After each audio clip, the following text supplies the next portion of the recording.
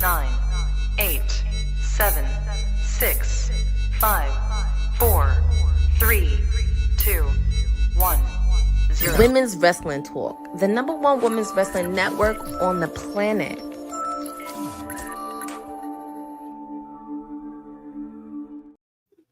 Buzz, beautiful people. Happy Friday. Welcome to the Honey Night SmackDown watch along as part of Women's Wrestling Talk, the #1 women's wrestling network on the planet. You already know. It's your girl, the sweetest oos, wrestling with honey in the building. Queen Bee, WWT, Busy Bee, queen of all things, Honey Pot Predictions, as well as the first lady of the Kayfabe podcast, here with you for the next 3 hours to hostess you with the mostest of all things SmackDown tonight and wrestling. And we have a lot lined up. Intros have already begun and they're previewing everything and gearing up for King of the Ring. We're still in the aftermath of Money in the Bank as well. We have John Cena returning tonight after his Raw confrontation with CM Punk. Jacob Fatu returning to address us, the WWE Universe, after betraying Solo Sikoa with the infamous I Hate You solo at Money in the Bank. Naomi, Queen and Miss Money in the Bank, is in the house as well. I'm sure she will have a lot to say because clearly anyone with gold in this business right now is not safe. So there's that. We also have 4 qualifying matches for King of the Ring tournament fatal 4-ways. There's 2 for the women, 2 for the men, and I don't even know where to begin. It was I honestly, I was coming from the honey pot, so I didn't do predictions today. But even if I did do predictions, I don't even know what or who or where to start when it comes to these, because it's action packed, y'all. We have a women's fatal 4-way for Queen of the Ring with Nia Jax and Jade Cargill, Piper Niven and Michin in the same ring, which is unbelievable. That match is going to be insane. Then we also have the other fatal 4-way Queen of the Ring tournament match, Alexa Bliss versus Charlotte Flair versus Chelsea Green versus Candice LeRae. Y'all, it's about to get heavy tonight. And just when you thought it wasn't going to get any heavier than that, we have, for the men's King of the Ring tournament fatal 4-way match, Randy Orton versus LA Knight versus Carmelo Hayes versus Aleister Black. Oh, Nick Aldis. And then for the last and final qualifying match for the evening for King of the Ring tournament fatal 4-way to advance would be Cody Rhodes, Damian Priest, Shinsuke Nakamura, and Andrade. Guys, we are in for a hell of a night tonight. And it's only the aftermath of Money in the Bank. A lot going on.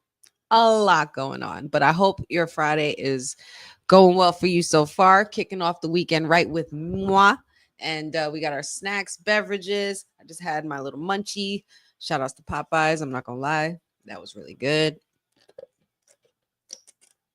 And of course, John Cena has entered the ring to grace us with his presence for the evening.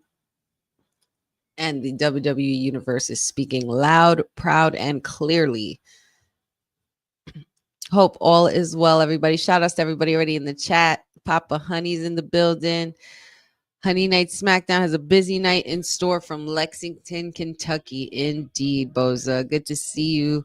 Amanatu's son. Hey there, girl. What's happening? Patu, of course. Councilman should be paying attention to Queen Nia's fatal 4-way, says Boza. Winner meets Roxy. Yeah, man. There's a lot of connecting the dots going on with this King and Queen of the Ring tournament. And honestly, I really love it. It's always been one of my favorite PLEs. I kind of wish that they would bring it back, the tournament, as far as like covering the whole PLE, but I understand. But I remember at a point in time, the King of the Ring used to be simply involving just anything that had to do with the King of the Ring tournament. It would be the tournament throughout the night, and then winner would face the champion either that night or for Raw the next night or whatever it was. But yeah, those times were fun. You had to be there. You had to be there. What up, Jeffrey? Good to see you. Hey, Ben. How's everybody doing? How's your Friday? Happy Friday. Hope everybody had a good week.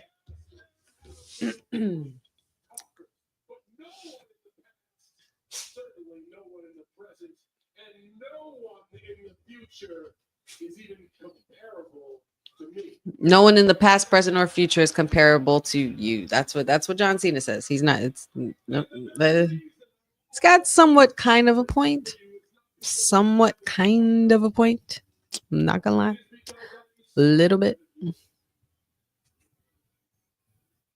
Oh, child. This week did fly by. This week definitely flew by. It's Friday already. I feel like I just did the watch along like 2 days ago from last week. Oh, not to mention tag team division stuff, Wyatt Six, maybe United States Championship stuff. Who knows what could happen tonight?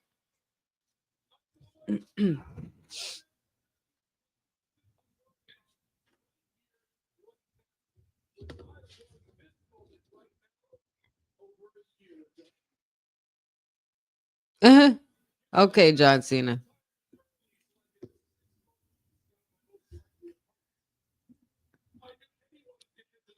Shout outs to our producer from the future, Dylan. Good to see you, buddy. Hope everything is well, mate.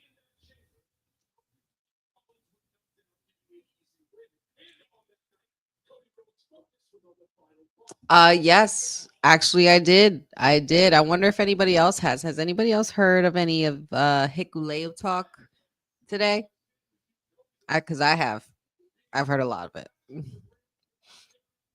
Oh yeah, Cena's doing this thing where every city he goes to, he matches the colors of their teams and stuff like that. So I vibe with it. I vibe with it. I just love how Cena's coming out every week talking shit to us, spitting facts, and talking smack all about us. And we're just letting him do it because that's what he's here to do. He's here to ruin wrestling, and he's going to do the same thing. Now, from what happened on Monday, and I know the girls talked about it earlier, shout out to Boss Lady TK and Courtney covering WWT Live earlier. They did speak on about Raw, and I was this close, y'all. I was this close because when Councilman and Dion and I were predicting Cena's retirement year on the Kayfabe podcast, we were pretty much Councilman and I were on the wavelength of CM Punk versus Cena circa Money in the Bank. We weren't expecting the tag team match, and honestly, I wasn't expecting R-Truth and Cena for Saturday Night Main Event. I wasn't expecting that till the end of the year, honestly. But in regards to CM Punk, I was expecting Money in the Bank with CM Punk and Cena. That's how I had booked it, fantasy booked it. And that's how I would have written it if it was my story to write. I think that Money in the Bank has a lot of history with Cena and CM Punk, but to have it at Saudi Arabia listen, and he's like, you have to follow me to Saudi Arabia. It's like, okay. Oh, okay. This is what we're doing. Got it. But I like it. And it's such a crazy nostalgia act because we've seen CM Punk and John Cena in this kind of position so many times. Only this time,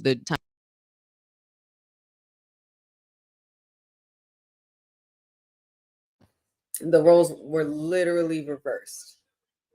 And they they basically ran it back, but flipped the script. John Cena is now the heel, and CM Punk is still the voice of the voiceless and still speaking for the people. He hasn't changed. He's literally seen John Cena be what we've seen John Cena to be these last 10 years. And in that time, he did say he respected him and liked him a lot more than he did other guys in the back. And now to see Cena become the very thing that Cena hates and CM Punk absolutely despises, it's hypocritical. And now it just makes for an even better story. Oh, Cody Rhodes is coming out right now. Cody Rhodes has a King of the Ring Fatal 4-Way tournament to be worried about. And there's some big contenders happening in that match. So I'm not sure if this is a good idea for Cody. Cody should just focus on the tournament. And if he wins, if he wins, then we can talk about, conversations with the champ. But besides the tag team match, and meaning prior to the tag team match with Logan Paul and Seth Rollins, this is technically the first time we're seeing them go one-on-one, like face-to-face, one-on-one by themselves in a while. So this is going to be very interesting.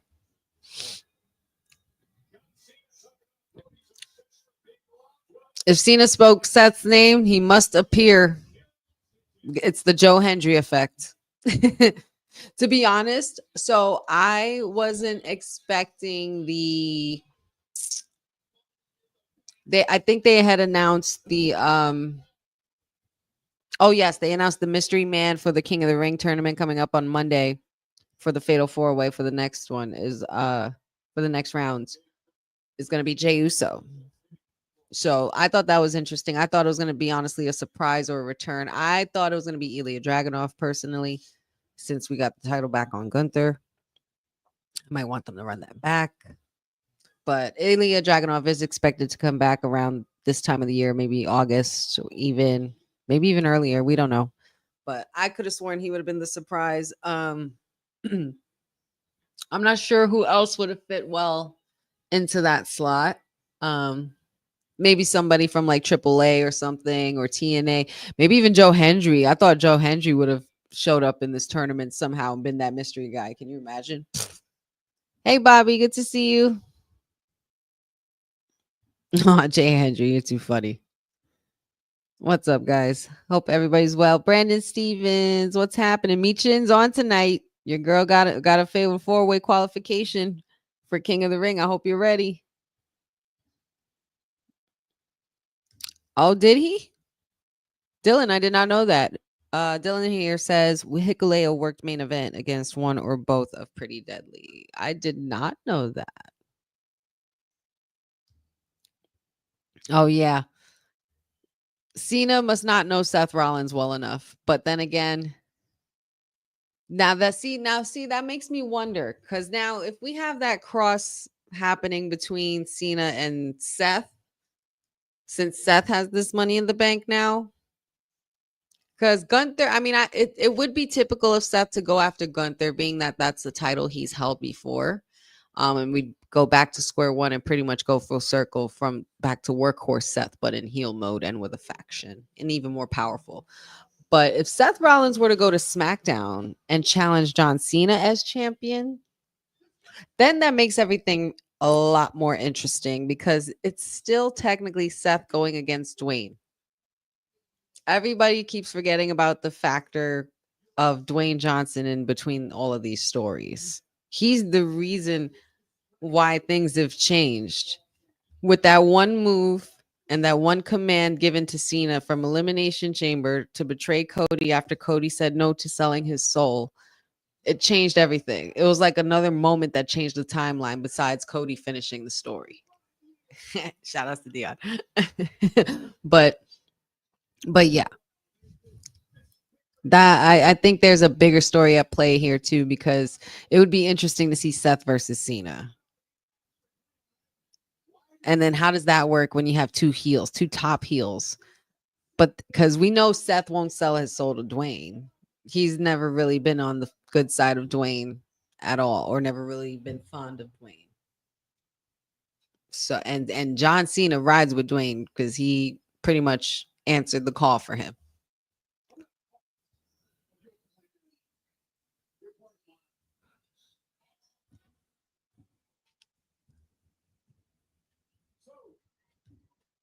Jay didn't need to be in the King of the Ring qualifier, Jeffrey says, and he says he should have gotten a rematch instead. Listen, I was gonna make a video on this, but I figured since I'm here on the watch along, we could talk about it. Oh, Randy's music's playing.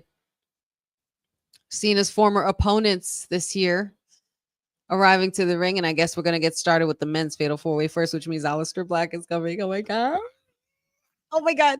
Okay, so but going back to what Jeffrey said, honestly, I'm not mad.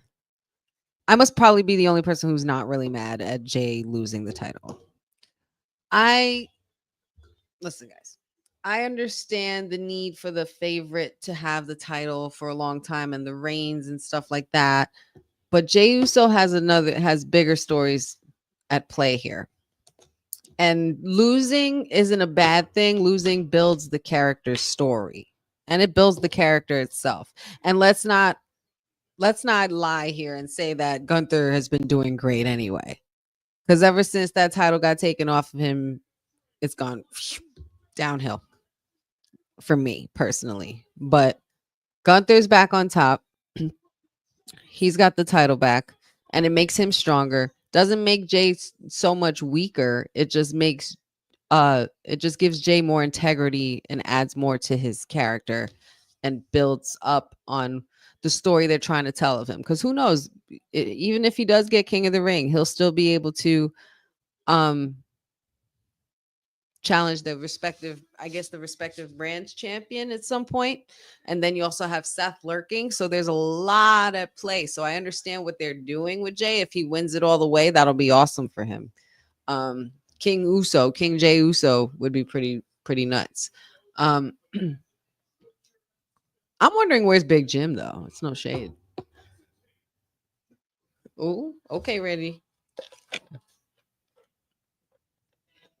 Oh, LA Knight's out. And of course, y'all better not skip my guy's entrance, bro. If you're gonna bring him out, you better not skip my guy's entrance. But the megastar is making his way out as well. There is gold to be gotten, y'all.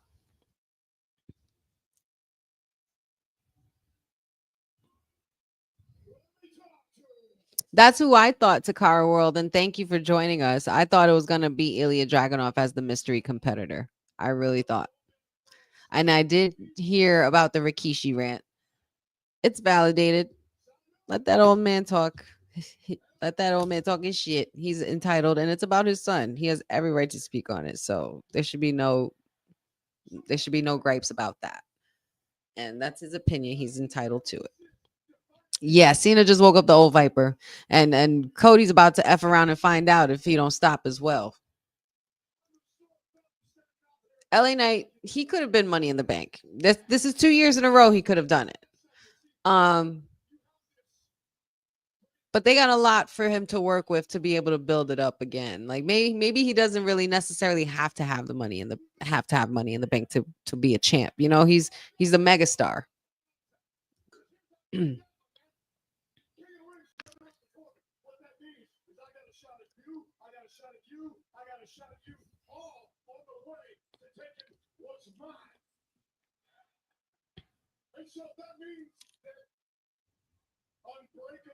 Oh my God, Dylan, stop it.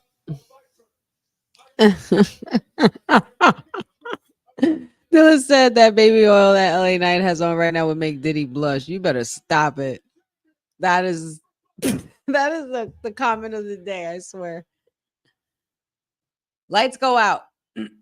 Lights go out. Where you going, Cena? Lights go out.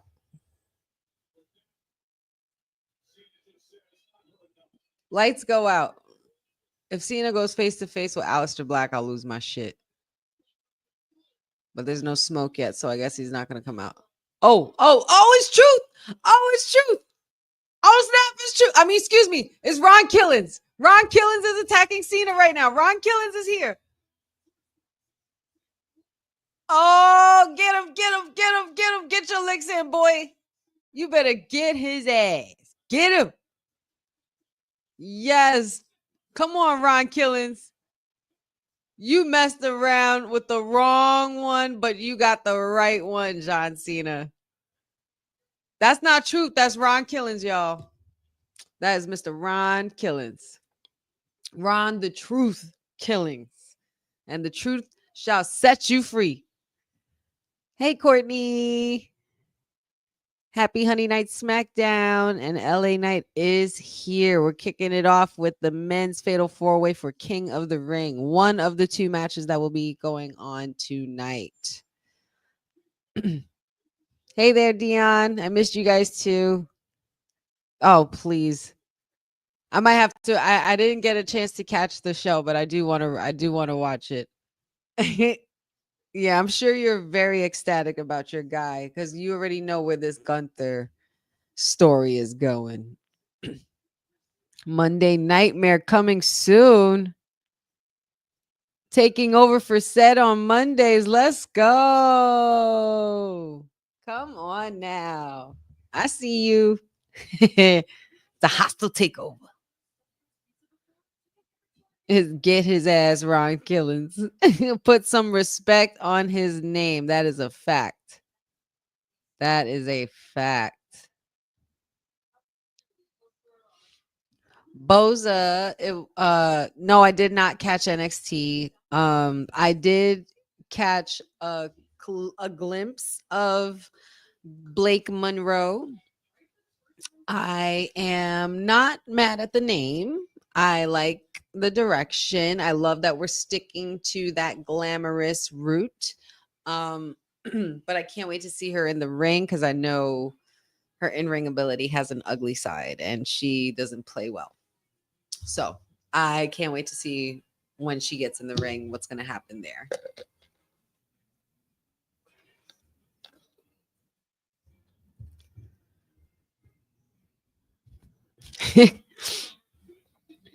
You guys are so funny in the chat today.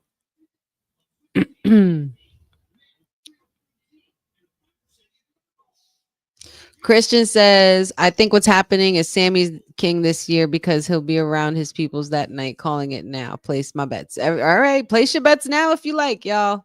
You know I'm all about the honey pot predictions. Not impressed yet, Jay Andrew? I mean, it's only been a week, bro. Clip felt like some Sabrina Carpenter concert footage. I did see a little glimpse of it, but I didn't get a chance to watch the whole thing. So I am going to make sure I check that out. Your girl's been real busy in the honey pot. Things be buzzing. But oh my God. So wait, this commercial better not come back on and I better not like see Alistair in the ring already. Like I need entrance. I need theme song. Like y'all, we can't be doing this. This can't, you already know. This can't happen. We can't have this.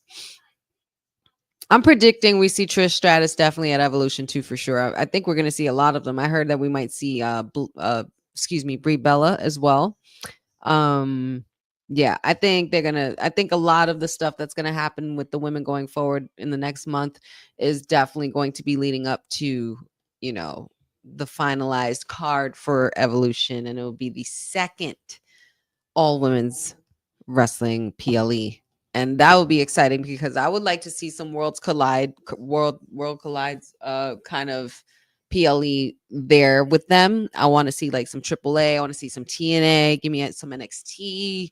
Give me a little bit of everything for the women. Just give me them all. They got 3 hours. Right. They have 3 hours. Y'all can't mess up on these entrances now. Like I need the whole ambiance, and we love the song, don't we? Don't we love the song? What's not to love about the damn song? There's nothing more truthful than that song.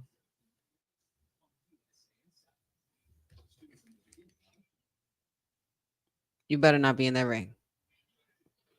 They're coming back to commercial. Of course, they're showing Times Square in New York because, of course, they're going to be doing Fanatics Fest in NYC, Jacob Javits Center, June 20th to the 22nd.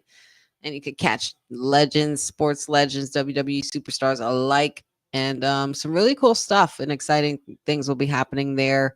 Some signings, some trading, some meet and greets, a lot of meet and greets actually, and press conferences. Oh boy, next Saturday is the press conference for SummerSlam. They're already doing it for SummerSlam. SummerSlam is until August, and it's already the press conference for SummerSlam. What's happening? Did they do that last year? I don't remember them doing that last year, yo. I really don't remember that. Huh. I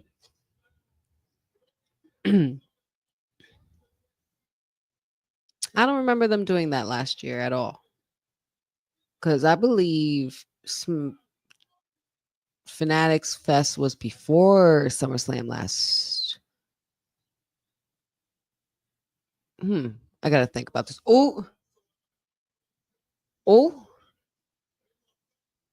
Cena is screaming in the face of Nick Aldis.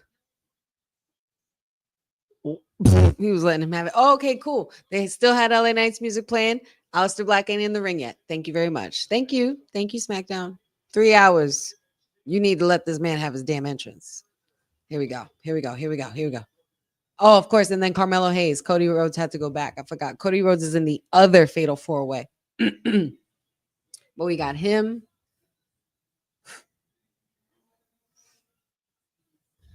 Carmelo Hayes making his way to the ring.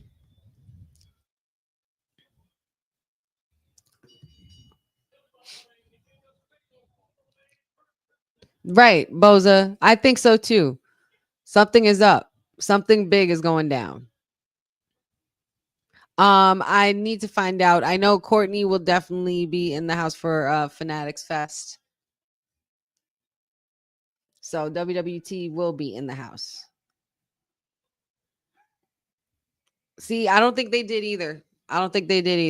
Because I remember SummerSlam being after Fanatics Fest. It was like right after that weekend. Because it was SummerSlam was later in August last year. Ooh, this is interesting. And SummerSlam is earlier this year, and they're doing the press conference like a whole month earlier. That's crazy. A whole month or two, technically. Well, I guess it makes sense because it's the end of June, not really in the beginning of July. Before you know it, it'll be August. Ooh, here we go. Aleister Black is here. Yay. Yay. I love that I get to share this with you every Friday because this is what I've been begging for years. Ever since they messed up on this man and man, ever since they brought him to that wretched place, I was just like, no, come back. How could you let him go? And it's just like, he just boomeranged it right back to us. And it's beautiful. Yay. I love this damn song. By the way, does anybody know if this song is downloadable yet? Is it on Apple Music or Spotify yet? Because I want to freaking download it. I can't. And we will never be equal.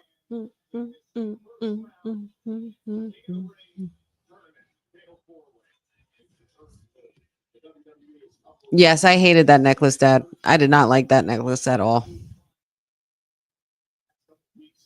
Yes, we soak this entrance in.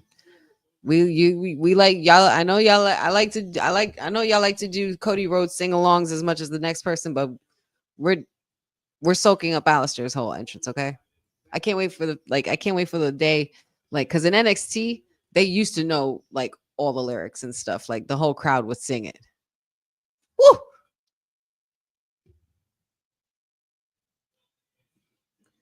Wait till we get something like Aleister Black versus Uncle Howdy or some shit. Like, please. Like, as far as like a story, Yeah, Randy looking like, well, all right. Shit. Y'all got a problem. Oh, y'all got a problem on your hands. My guy was the last one in this ring. You ready? Look, he's ready to go. We prime, ready to go. Randy's literally the legend in this match. Then you have the new guy in Carmelo, LA Knight megastar, but still seasoned veteran. And of course, a striker in Aleister Black. Oh, drawing first blood is Carmelo Hayes with Aleister Black. I don't know. You think you've got the wrong one, buddy. Yeah, exactly. What a just tossed him out like nothing. Oh boy.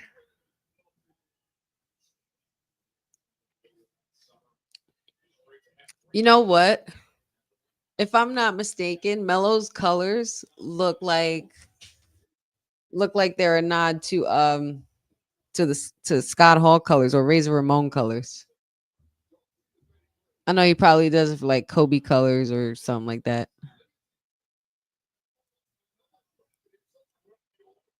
Ooh, nasty clothesline there by LA Knight. Oh my goodness, Aleister, what are you doing? Oh shit. Oh my god, moonsault.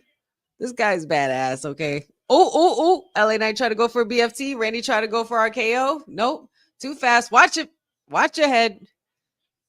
Black mass attempt on LA Knight. All this ducking and dodging and stuff. Y'all like ninjas. I love this tonight. This is so great. This is a great start for me. Aleister Black's theme entrance is on Spotify. Randy and Aleister in the same ring is great. It's fantastic. Oh my God. Bobby said, I'd like to see Aleister Black versus Penta. Oh my God. That match would be that match would be so stupid. Oh yeah, we drink in Aleister Black's entrance like Jericho for sure. Always. Christian Ramos says, not gonna lie, I do miss his AEW gear. The skull mask always looked fire. Yes, I did enjoy that. But he can't, do his entrance correctly with it. Boza says it feels like Saudi wanted king and queen of the ring at the last minute. Feels rushed this year. The tournaments are. Yeah, I wouldn't say they're rushed. I think they're just more stacked and they changed it up, I guess, to give more people a chance as well, because there's so much to work with. And now that we have this 3-hour show, you could be able to put anybody on there just to get some good TV time, So I think it's a win-win for everybody. Not necessarily rushed. Because last year, honestly, the King and Queen of the Ring was earlier. I remember, wasn't it in May or something like that? Late May. Psh, Jeffrey, don't even get me started on that. I would Taker versus Aleister. If that would have been Taker's last match instead of AJ Styles, that would have been a hell of a way to go. But honestly, I think that the story would have been a little different because it would have been a passing of the torch kind of thing afterwards, as opposed to him winning and riding off in the sunset. That's how I take it. Because Aleister Black or Bray Wyatt was the only ones that were going to hold that candle for being that kind of mythical darkness that still lingers in the WWE, that was approved by The Undertaker as well. Uncle Howdy too, even. Uncle Howdy too, for sure. Hey, Cindy, good to see you, mama. So far you've missed a face-off between Cody, Randy, LA Knight, and Cena. Ron the Truth Killings beat Cena's ass and interrupted him. Then we had Carmelo Hayes come out while Randy and LA Knight were waiting in the ring, because we're into the first match for the men's King of the Ring for Fatal 4-Way tournament qualifier. And the final guy in that match was Aleister Black. So yeah, everybody's pretty much kicking ass right now. And that's what you've missed. SmackDown is cooking. Magnum says, I still say Aleister and Shinsuke should team up. Team up is not a bad idea. And I was going to say it's a stretch, but it's not a bad idea. But that's the kind of match where you need a good best out of 7 between those two, because one-on-one, nasty. There goes the kicks to Carmelo Hayes in the corner. Boza says Raw's Sami Zayn gets the winner in the semifinals of this match, right? Leon the King TV, good to see you. If you can bring back relationship storylines in WWE, who would you want to see in it? Relationship storylines?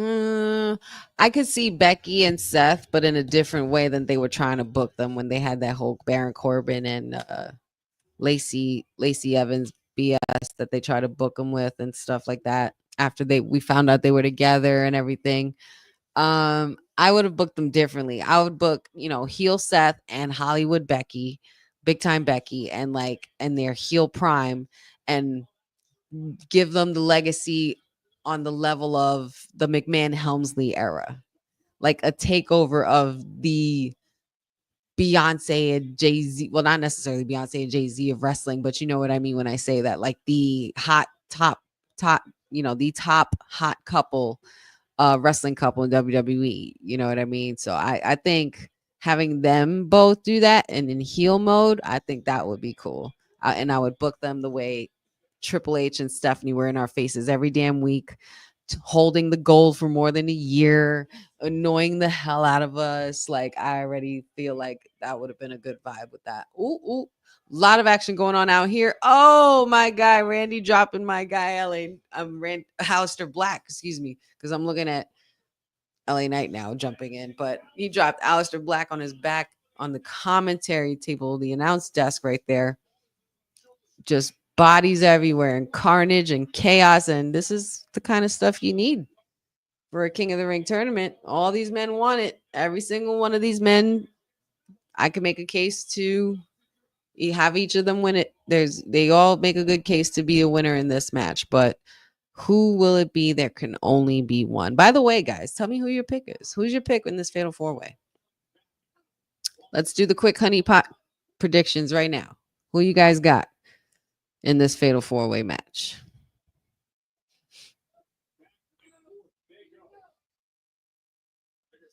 Hey, Aaron Tigo. Happy Friday. Friday the 13th. Bring back the mixed match challenge. That's dope. Yeah. Team Little Big.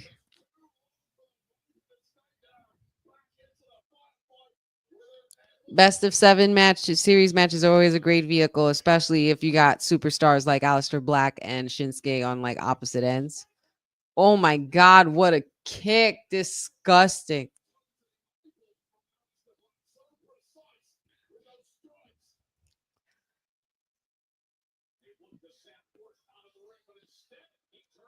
A lot of reversals. All these guys are giving it what they got. Oh my God, LA Knight, please be careful. Jesus Lord.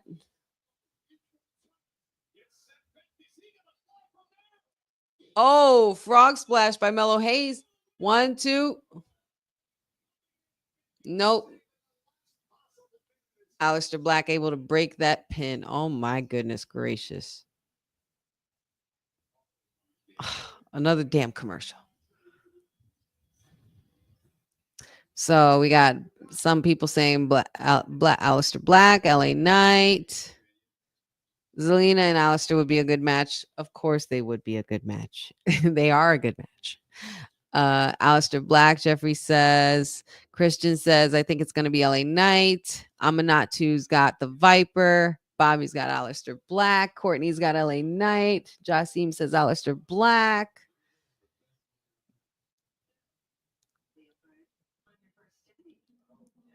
Let's see.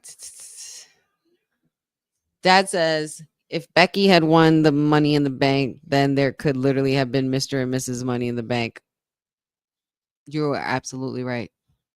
You are absolutely right, sir. Dylan says King El Grande Americano. I'm talking about no. We're not doing all of that. We're not doing that. I'm talking about these matches. We didn't even get to the end of it yet, Dylan. Don't give anybody any ideas. King Mr. Iguana, maybe we got something going on, but please, not Grande Americano. You'll give Will all the excitement in the world. He'll be filled with the Holy Spirit, as we like to say. Oh man. And shout out to my boys on the Kayfabe podcast day.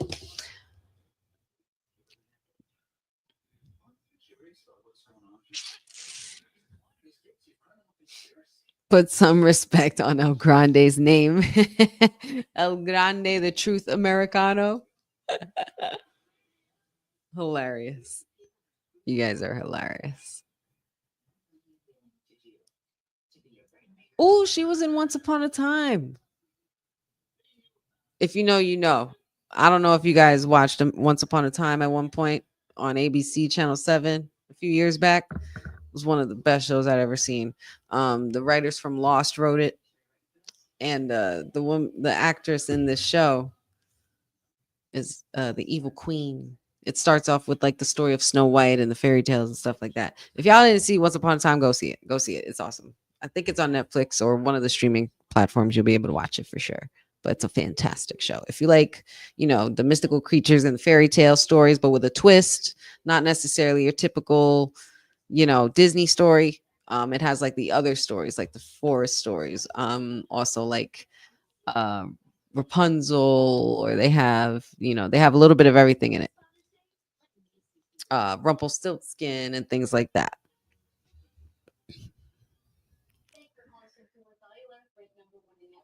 Jenda Gideon says RKO wins the match. Yeah, man, Viper makes a good case. He is the veteran in this match, but LA Knight, I mean, I said it last year. Even though he didn't win Money in the Bank last year, I did say the same thing for King of the Ring. To go from a knight to a king wouldn't be a bad idea, would it? LA Knight wouldn't be that bad. I'm not saying that that's my pick. I'm just saying that's pretty cool. And Aleister Black, I mean, he definitely makes a case to win as well. He deserves it as well. But I'm just saying, like, I feel like he could get that. He could get that at any time. You know what I mean? I feel like something's going to go down where it's going to lead to him in a different kind of rivalry, and it's going to direct him elsewhere, just to keep getting him, back into the groove of things here at WWE, because he's fallen back into the routine again here in the machine. Whoa, what are we doing? Aleister Black is something else, bro. He's special. Come on now. 1, 2, 3.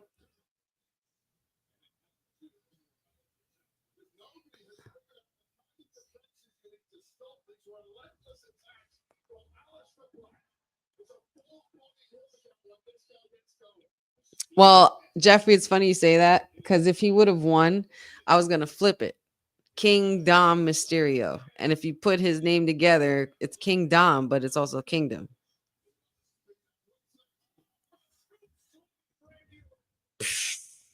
I didn't even see because of the commercial. Oh, scooping superplex right there. Scoopplex right there. Alistair and Mello were going at it during commercial the whole time. So I guess that could tell my answer right there. But this could either go to LA Knight or the Viper either way. Oh, watch it. Oh, snap. Double DDT. Oh, snap. We're doing this. Oh, wow. Well done. LA Knight came out with a neck breaker to Randy while he was distracted by, like, he had Alistair and Carmelo Hayes scooped up to do the DDT, and which they still landed on, but also had the neck breaker executed on Randy. So he got a brunt end of that too. Nice going there by LA Knight. That was pretty dope. And we're getting This Is Awesome chance. And this is how we're spending our first hour, y'all. It's already 9:00. Where does the time go?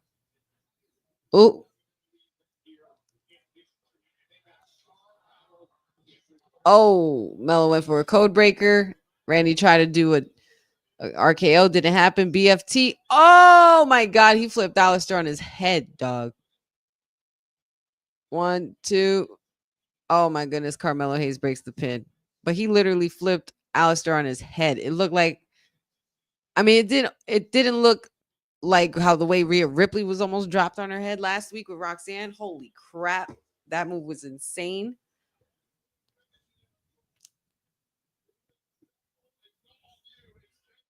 Aleister Black versus Sami Zayn would be dope.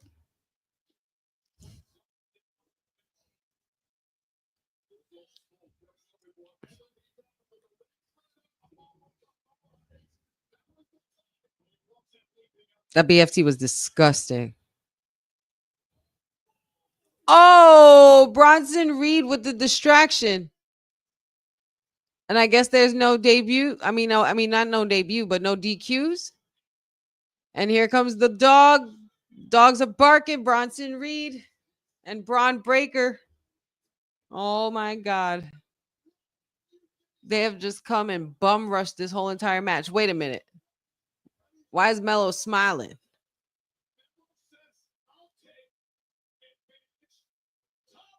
Oh, what? Yes. 2. Oh my God. The Viper wins. What a finish. I'll take that. I'll take that. And you don't hurt Alistair in the process. They attacked LA Knight. So therefore you're furthering that rivalry. And then Randy Orton furthers himself into the King of the Ring tournament. Very interesting. But that finish, yo, 3 words. And you said it, Christian. Randall Keith Orton, baby. Wow. What a freaking move. What a finish. Carmelo Hayes had it all figured out. He thought he had it all set. LA Knight was laid out and Randy was there waiting in the wings. You could see at that moment, you saw that slow-mo? They should put, and you could see at this moment, this was where he fucked up. Yes. Okay. So Viper will meet Sami Zayn for the semifinals in the men's King of the Ring tournament. Oh my God. This is crazy. Second generation right there, man. Second generation. The Viper has struck again. No, quite a few people in the chat picked Randy. Jeffrey, quite a few people did. Mellow missed. That's funny. Orton for the win. They are. Jasim, I agree. They are. Uh-oh.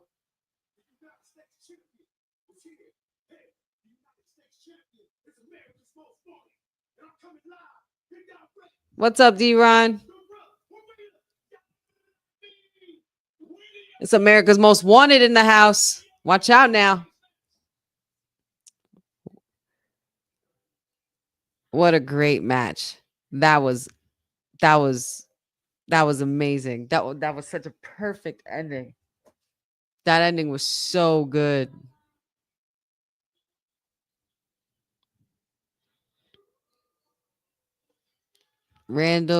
King Randy Orton, RK Mello, literally. Well done, Mag. That was so cool.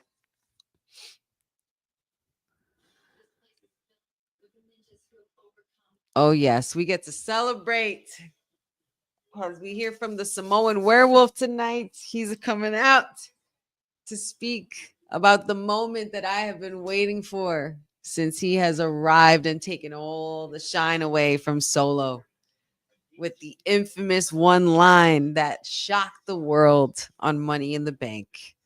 I hate you, Solo. It's going to be good, y'all. It's going to be good.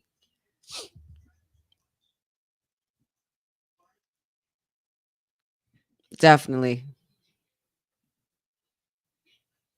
Karrion Kross versus Randy Orton. You better stop that, Leon. You better stop. Hi, Richard. Richard Ridley, thank you for joining us. Isn't Randy third generation? Third generation? Oh, you might be right. Third generation. Excuse me. Third generation. Jasim says with Jacob and storytelling. Ryan Coogler and Jacob Fatu to do a segment on TV. Now that would be hilarious. That would be quite the laugh. Well, what a great night so far. And now we get to hear from the Samoan werewolf. So much excitement already. We didn't even get into the women's Queen of the Ring matches yet. It's like, okay, so if that's the first match, what are we doing for the rest of the night? Bobby asks, what are my thoughts on Nikki Bella back in WWE? I have none. I really don't. I really don't. I don't have that many thoughts on it.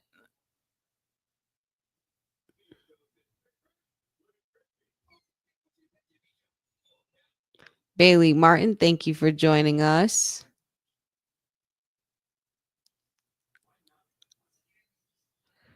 says, I'm going to work WGAL TV Channel 8 starting this Monday. Congratulations. Good luck to you.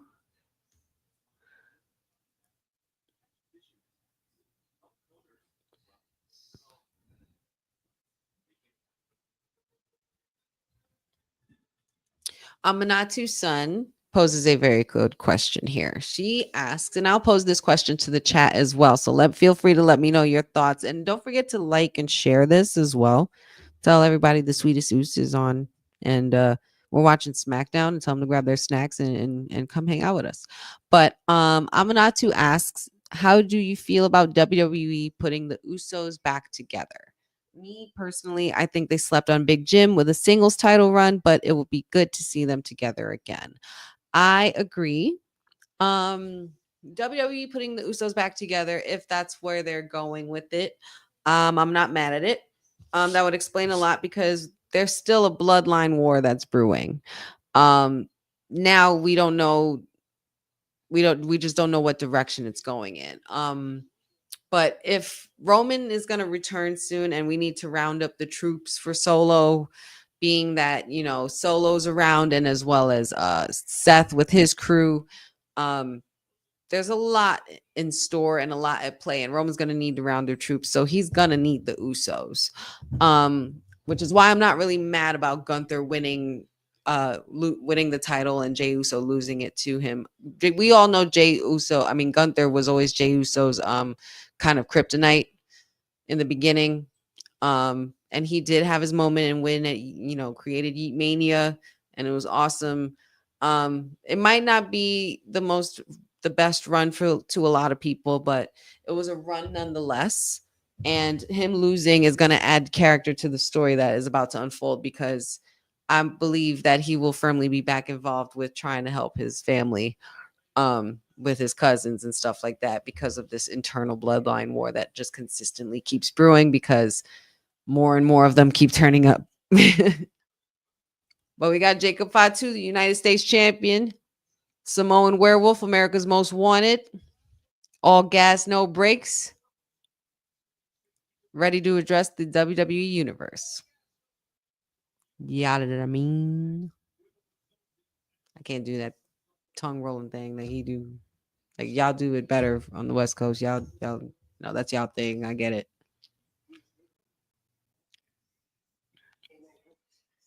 All gas and no brains. And you thought he wasn't gonna hear about it? Fake ass. It be your own family, y'all. It be your own family.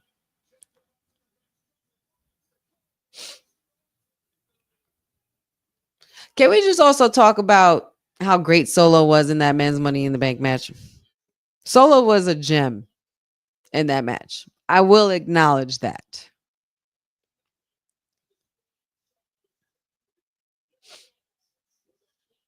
Broke that ladder. Oof. Broke the hell out of that ladder. Jacob is done with you. It's amazing what a whole year could do with this bloodline family, It's amazing. It's pretty shocking to me. But let's see what's up next for the Samoan Werewolf. Let's see what he's got to say. You just see it in him, man. The guy's got star written all over him. Whole crowd chanting Fatu.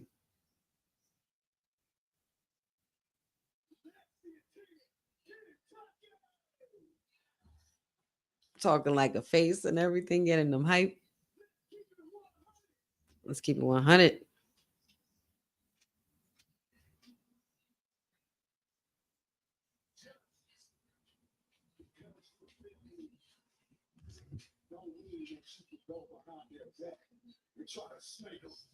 Right. Just because you family does not mean you could go behind their back and snake them. I feel that.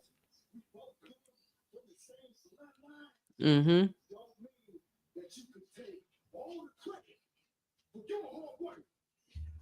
Mm-hmm.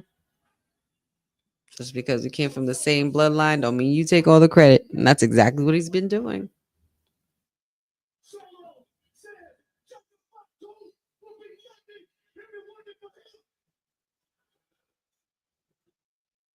Oh boy. He's mad.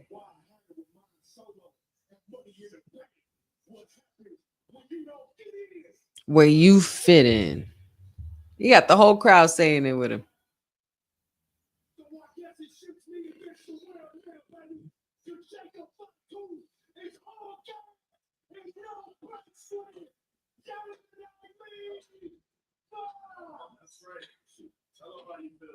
Uh-oh.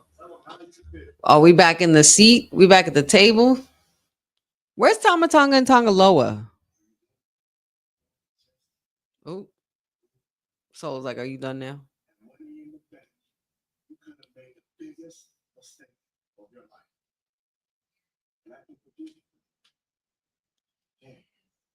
See, 1 year ago when I came to Sacramento to see you, you was doing nothing. You were nothing. Ooh. Nobody wanted you around until I brought you here. I brought you here, Chick. I made you into a superstar. I put money in your pocket. I put you in a position for success. I made you champion. It was all because of me.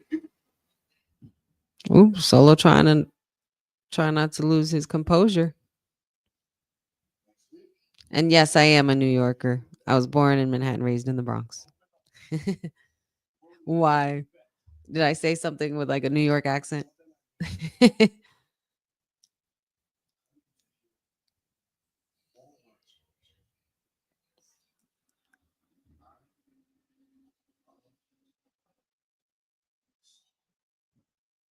Back to Suge Sokoa.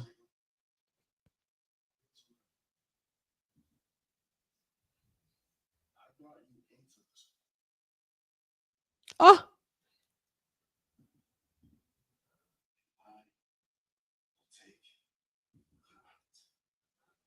He said, I brought you into this world and I will take you out. Yeah, know what I mean? What?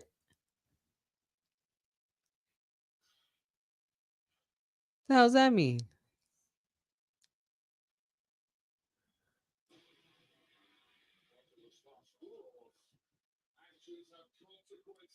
Oh boy. Sounds like that comes with a warning. What could that be?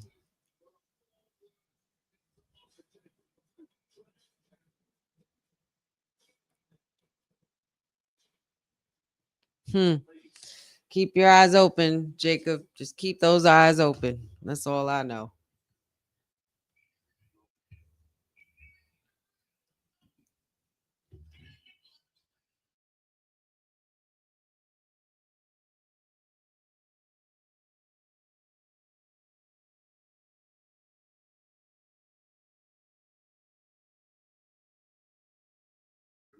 Postponing.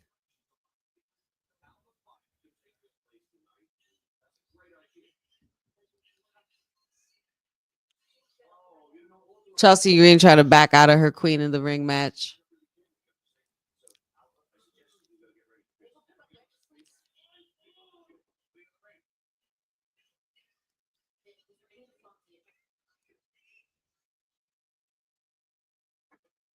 Ah!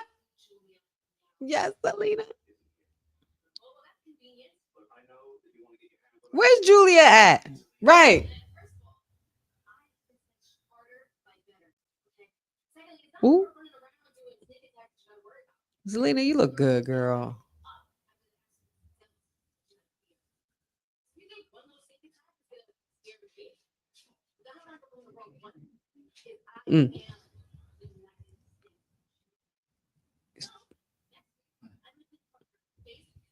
Yep, face to face. Let's go.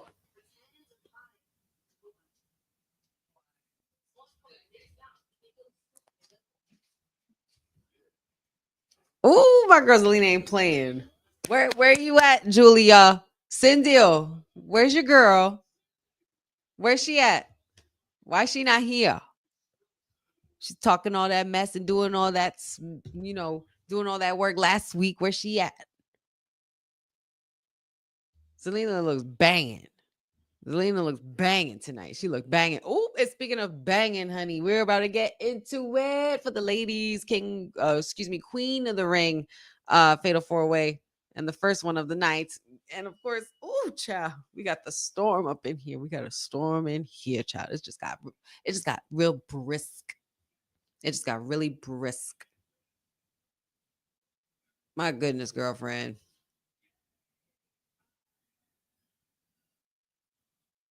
Oof. What a physique. If this woman don't win Queen of the Ring, if this woman don't advance, I swear to God, I swear, I'm gonna be mad. Jade Cargill is here.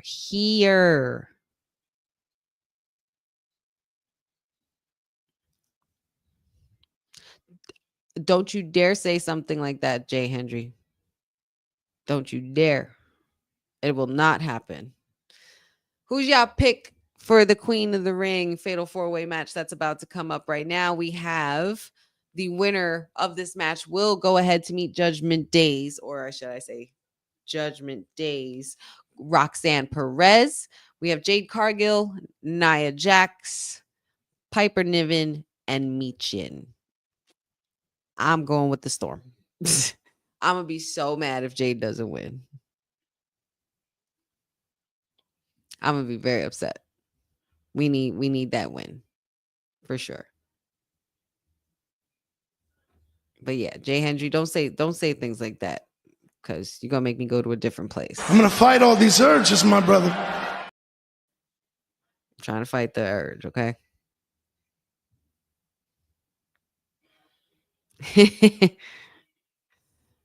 Amanadu Sun says Jade. We have a couple of picks for Jade. Don't be sorry, Jay Hendry. You can say whatever you want. As long as we're kind and respectful here, you have every right to your opinion. That's your feeling, and you are absolutely entitled to it. You know, I'm just very biased because Zelina's my fave, and she's the homie. Dad says Jade for the win unless Naomi interferes. I mean, even if there is an interference, there is no disqualification because clearly there wasn't one for the men's either. So I don't think that would matter. I think that Naomi would just be annoying and make her presence known. That's for sure. But she might just come out and talk afterwards. Maybe after Jade wins, something like that. I don't know. That's if Jade wins, of course. But Jade has to win first. So we'll see. But looks like Christian Ramos is on the same wavelength. He has a feeling that Naomi's going to distract Jade in the 4-way. And of course, we like Michin. I mean, Michin, I feel bad, but she's the workhorse, so I'm not mad at it at all. And she's an amazing talent to be in the ring with. You know, she's a great worker to be in there with, and you know, she'll do her part. And Piper Niven is fantastic as well. And then you got Nia Jax. Jade's going to be in good hands. Jade is going to have her hands full. And yeah.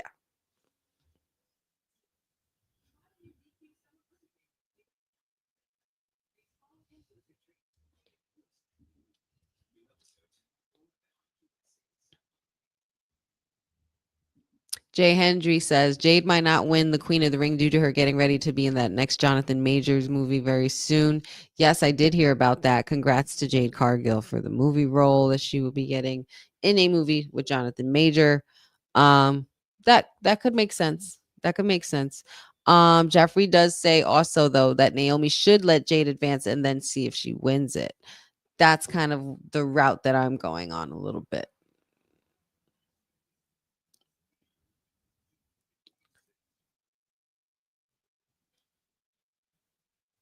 WrestleMania 2026 in Vegas once again, 18th and 19th of April next year.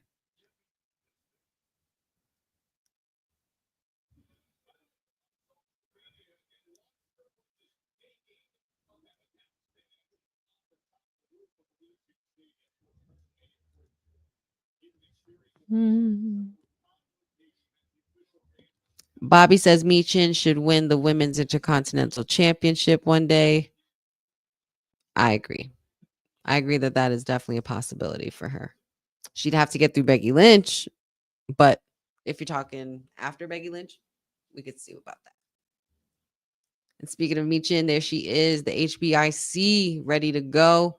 Piper Niven already at ringside, ready to go as well. And now we are just waiting on the former Queen of the Ring, possibly looking to obtain her second crown, Nia Jax, the irresistible force. But what happens when an irresistible force meets a storm? We shall find out. Fernando Zayas, good to see you, buddy. Thank you for joining us. Buenos nachos and noches as well.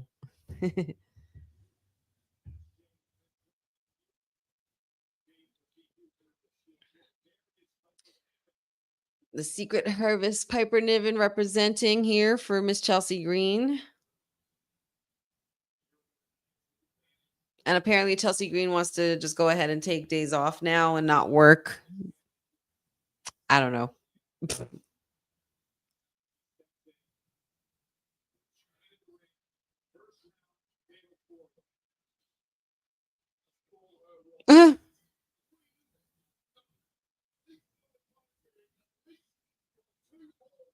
All these ladies look like they mean business today. There's going to be no playing around. They got their work cut out for them. And Piper Niven going right on the attack to Michin, while Nia Jax is going at Jade Cargill. Each in their corners.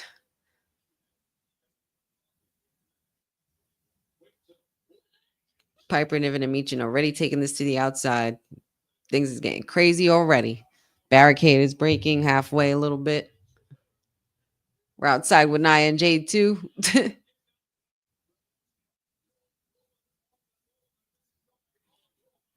Jade looks like a damn superhero, yo.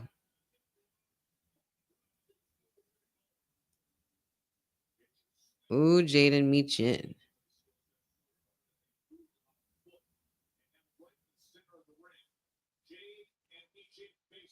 All right now. Let's see how we do with a workhorse, Jade. You're in the ring with a workhorse now.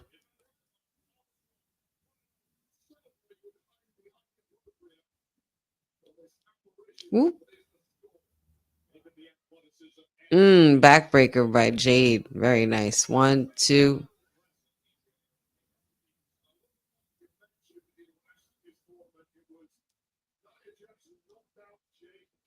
Jade looked like she's going for a suplex.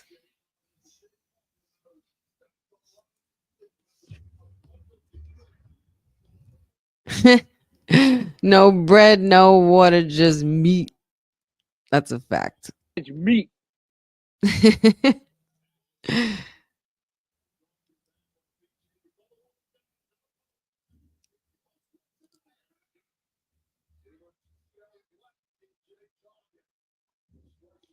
Christian Ramos says, oh my God, 3 Amazons in the ring.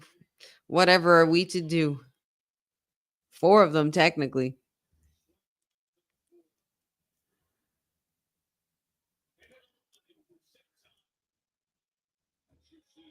Nia Dylan, you're so funny. Dylan says Nia Jax is more Australian than Tony Storm. Let that sink in. But watch it, Dylan. Courtney's coming for you.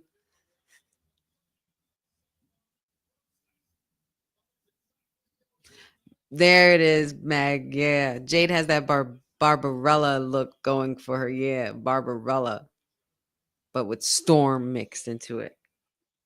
She has been putting in work, though. I'm glad to see how well she's improving. Like, she just gets better and better with time. She looks like she's so much more sure of her moves now and what to do next and stuff. Like, she's on it. Oof, running senton there by Piper Niven. And now Piper Niven and Nia Jax kind of formulating a little bit of a team here. They're going after Jade. They do have the same hairstyle. You know, now this is quite a team right here. Talk about natural disasters. They would be unstoppable. Oh, well, not doing things like that, Nia. Missing that mark. Kick by Jade Cargill. And she is back in it. Jade's getting all the beating tonight.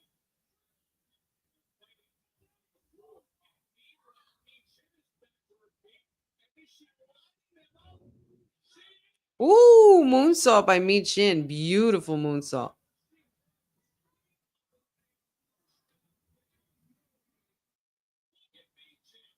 Well done. Like a ninja. Jade is selling a whole lot better. Dylan says, I just don't like how people think they could come and live in Australia for a few years, then claim they were born there. Why are you crying, Frankie? Jeffrey says, thank Natty and the PC for helping her in her alignment with Naomi and Bianca for helping her too. Yeah. It was a really cool way. I think it was a perfect time, and it was all about timing in order to, execute that story that she was going to be out with injury, give her time to train and regroup, become familiar. And it all happened at the same time while coming back. And now she's just getting better and better. And, just at the start of it with working with the likes of Naomi one-on-one, she was definitely going to be in good hands. So now that she's able to carry matches on her own without being any part of the big three in any way, not even in a tag team or triple threat or in any situation like that, she's finally come into her own.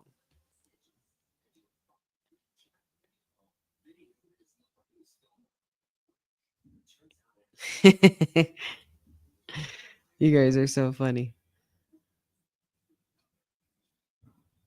And then we still have more to come, guys. We still have a whole nother men's Money in the Bank match and a whole nother, not Money in the Bank, King of the Ring match. And we have another women's Queen of the Ring tournament as well. And Naomi's going to be out to speak. So I would assume that would be happening next. I wonder what else we're going to have going on today. I wonder what else they're going to fill in for us. If there's going to be maybe any answer to Solo Sikoa giving Jacob Fatu that really eerie message and warning, that kind of underhanded warning. We got to keep on the lookout. Maybe that's something with the tag team division as well. Will we see another Wyatt Six video or tape? I don't know. The possibilities are endless.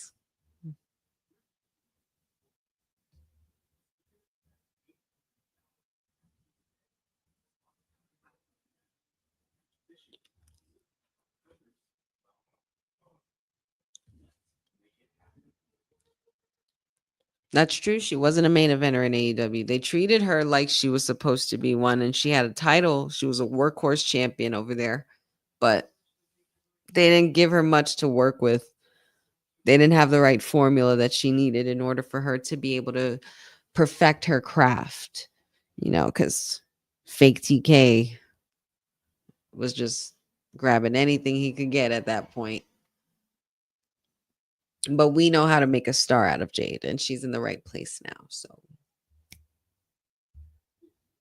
because that first appearance at the Rumble, sick. The minute her music hit, I was like, oh, y'all are in trouble.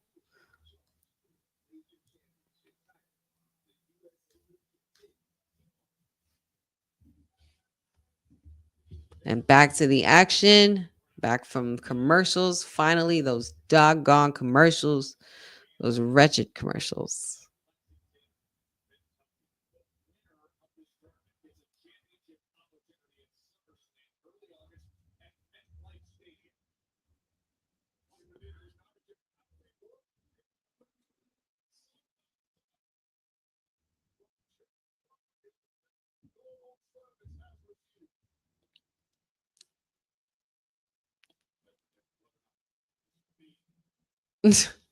What happened to Piper Niven there for a second?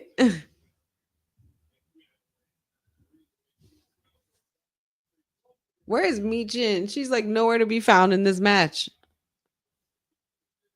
They just keep ganging up on Jade Cargill, which tells me she's going to win.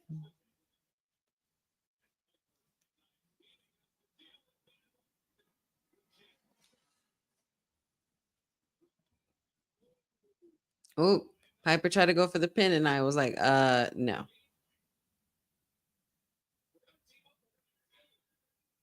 She's like, girl, we was working together, but come on, Nia, you know better than this. You've been in this ring for how long now? You should know. Every woman for themselves. Oh my goodness, Hurricanrana by Mi Jin there. taking it to Piper Niven and Nia Jax with a bulldog there. Hurricanrana into a bulldog. Went for the pin. No go. No dice for Michin. HBIC needs to find a way. What else? What would it take? Oh, and there's Jade Cargill. Oh, trying to go for the Hurricanrana on Jade, but no, my God. Damn, she got rocked.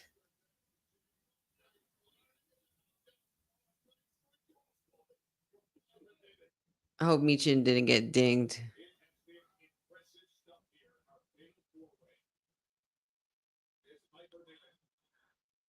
Oh, no, she's good.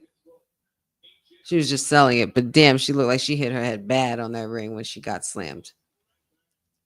Nice reversal by Michin. 1, 2 on a pin on Piper, and nope, Nia Jax in time to break the count.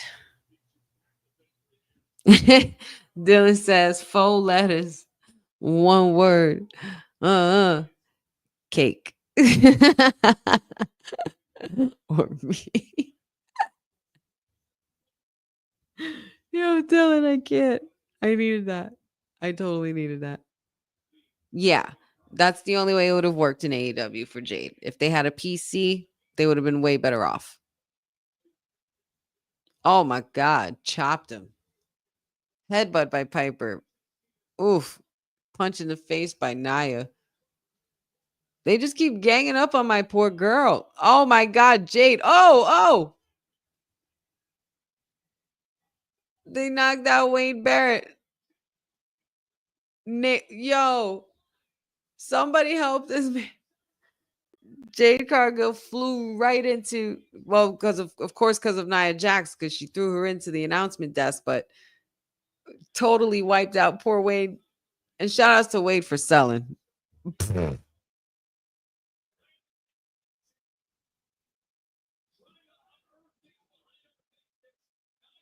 Lord have mercy.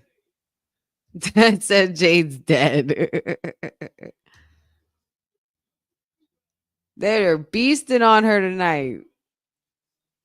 I didn't see the screen go black, but I don't even know what happened. I guess something happened or a malfunction, or it was because Nia stuck up her middle finger. Because she did stick up her middle finger after she threw her. Oh, double choke slam by Piper and Nia to Michin. Okay, Wade's back up. He's all right. I was going to say, can somebody give me a checkup on this poor guy? Oh, Nia was, of course, playing mind games with Piper Niven, tricking her into a hug, thinking they were a team. And nope, she wasn't having it. Completely chopped Piper Niven and threw her out like trash. And now Nia Jax gesturing for that crown again. Squashing Michin. 1, 2. Oh, Piper back in.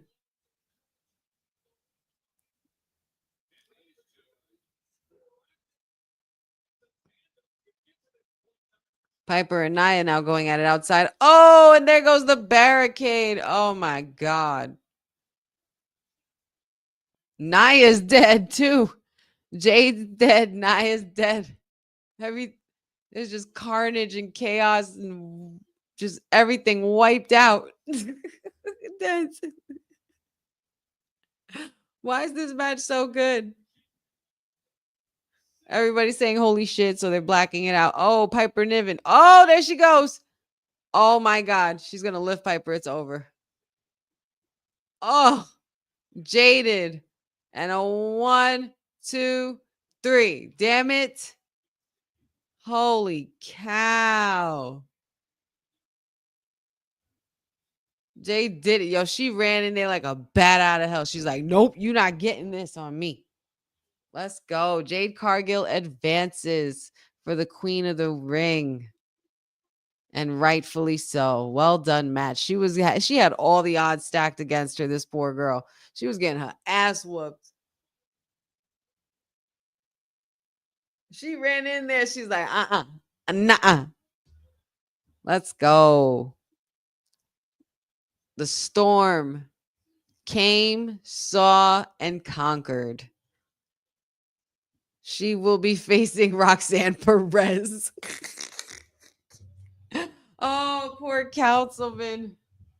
Oh, Councilman. It's Jade Cargill versus Roxanne Perez. If Naomi distracts Jade in this next match, that would probably be the only way that Roxy wins, bro. So you better count your lucky stars. Because the storm is making its way to Pop Rock City. So you're going to need to make some calls, sir. We need to make some calls. Jade Cargill advances. And Naomi is making her way to the ring as well, as we saw before the commercial went off. Sevolution Seth Rollins. Never seen you interview here before, but thanks for joining us. Jade Cargill has to deal with the Judgment Day now. Yeah, there's a lot of layers to this, but congratulations to Jade Cargill. Well done match by all four women. Piper Niven, Nia Jax, as well as Meet Jin held it down. Y'all did amazing. Great match by the women. Great match. This is pretty cool. What a pretty cool night this has been so far. Thank you guys again for joining us. And make sure you like and share, comment, subscribe to WW Talk Pod. Check out all the videos we got going on down the pipeline and some interviews as well. Yeah, man. And thank you, of course, for always being loving supporters of the Honey Night SmackDown Watch Along. We are going to take a quick 30-second break and we'll be right back. So if you guys need some replenishment for your beverages or run to the ladies' room or the men's room and do your thing, we'll be right back. Give us about 40 seconds after this message.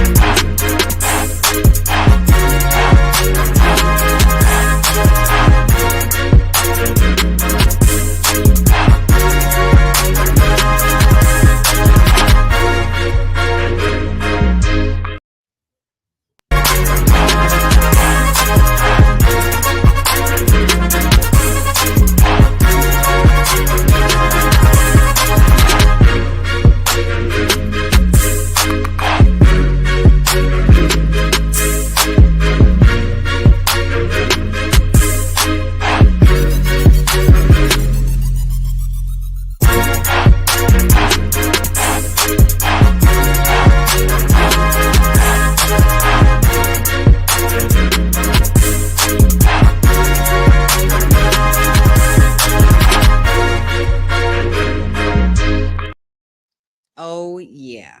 That's so much better. Nature calls. Nature was calling, y'all. And then I sat down for a moment. I was like, wait, I forgot to get my drink. So I had to hit the commercial again and run back. So appreciate y'all for let me go on that quick break. Hope you guys got everything replenished and your beverage refilled, because we have a whole lot more to go. We have a whole hour and a half to go. So, yeah. What have we already seen tonight? We did see the show start off with Cody Rhodes and John Cena and Cody Rhodes, as well as the Viper Randy Orton, as well as LA Knight. And as John Cena was making his exit, Ron, the Truth Killings, came out and pretty much put a beat down on John Cena and let him know that you need to put some respect on his name. And so after that, it pretty much kicked off the first qualifying King of the Ring Fatal 4-Way men's match with Aleister Black, Carmelo Hayes, LA Knight, and Randy Orton, which of course was won by the Viper himself with the most deadliest letters in the WWE, RKO. And it was a pretty nasty RKO. You have to see it. You got to go see it. If you didn't see it, if you missed it, go back. Just start the show over. Everything's live right now. There's going to be spoilers and everything, but it was pretty damn good. It was pretty damn good. Not only that, we just finished our women's Queen of the Ring qualifying match, which had Piper Niven as well as Meechin, Nia Jax, and Jade Cargill, won by Jade Cargill, of course. Her path continues on into the Queen of the Ring tournament, and she will then go on to face Roxanne Perez next round. We also had Jacob Fatu addressing the WWE Universe in regards to Solo Sikoa and the betrayal from Money in the Bank. And Solo came with a warning. And apparently it's not good. So I think if I was the werewolf, I would have to keep eyes on the back of my head for sure. Naomi, you look good, girl.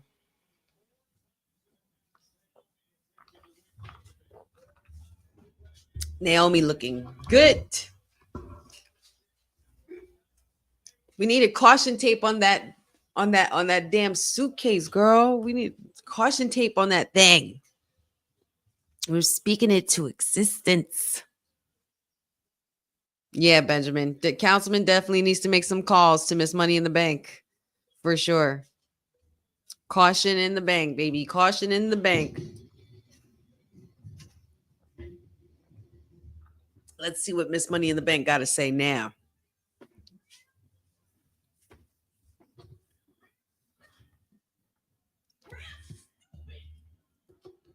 Yeah, y'all looking stupid right now.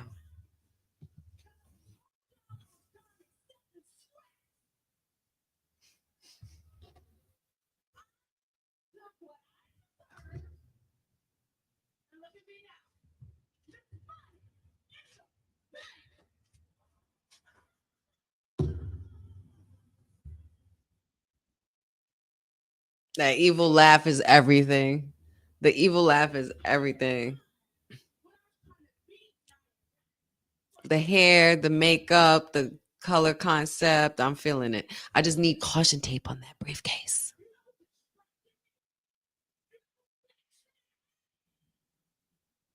Jade. Oh, Tiffany Strat. Oh, snap. All I know is none of y'all with gold are safe. Not even you girls in NXT. Nowhere, nobody, nothing, no how. Not for nothing. Naomi never won an NXT title. That would be fire. She go to NXT and take that shit. Ooh,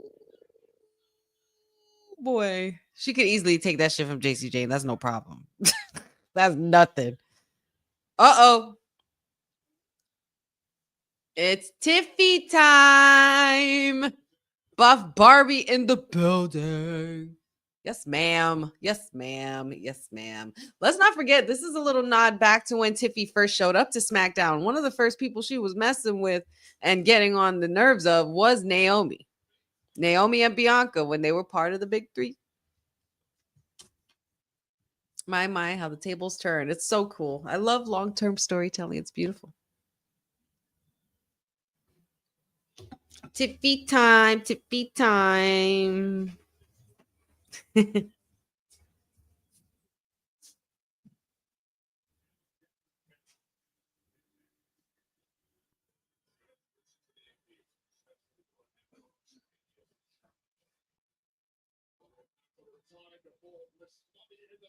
Woo, child, that's the champ right there. That's the champ.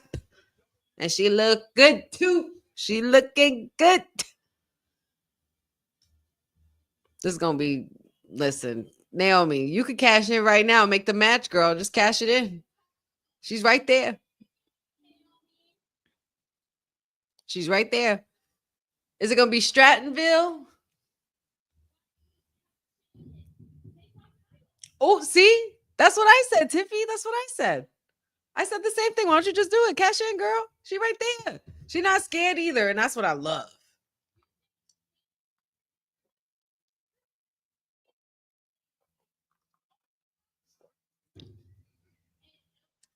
All talk, no action. Child, you don't. Tiffy, girl, you might be pushing the wrong buttons right now. Tiffy, you in danger, girl. Ooh. Do I look like Boo Boo the Fool?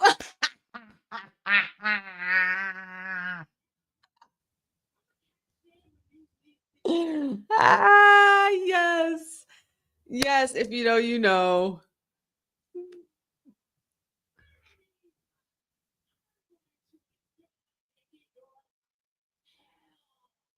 Oh yeah, Naomi with this briefcase is gonna be messing with all y'all, and it's that. Ooh, to proceed with caution. Go off. Go off. Go off, Naomi. It's the mean and the growling and the frowning and the mean face and then the smile afterwards. It's like, I understand. Hell hath no fury. Hell hath no fury, Naomi. Oh, Nia going back in on Tiffy. Nia, the fact that Nia still even had enough energy to come back into the ring after going through all of that with the fatal four-way. Oh, but then again, that's family though. That's family. That's that family.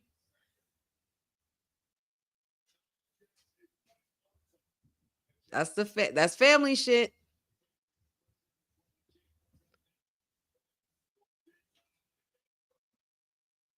Ah, poor Tiffy. What's happening right here?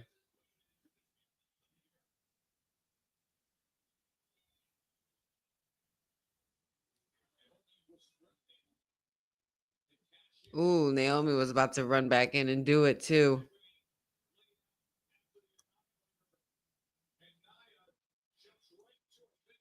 Now, Naomi was like, Nia was like, cousin, no, no. This is my moment. You get back. She's for me.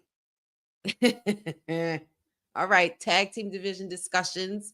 Because apparently Fraxium thinks they got to teach Wyatt Six a lesson, y'all. Don't think I forgot that they said that. You know who heard that? My Lilies heard that.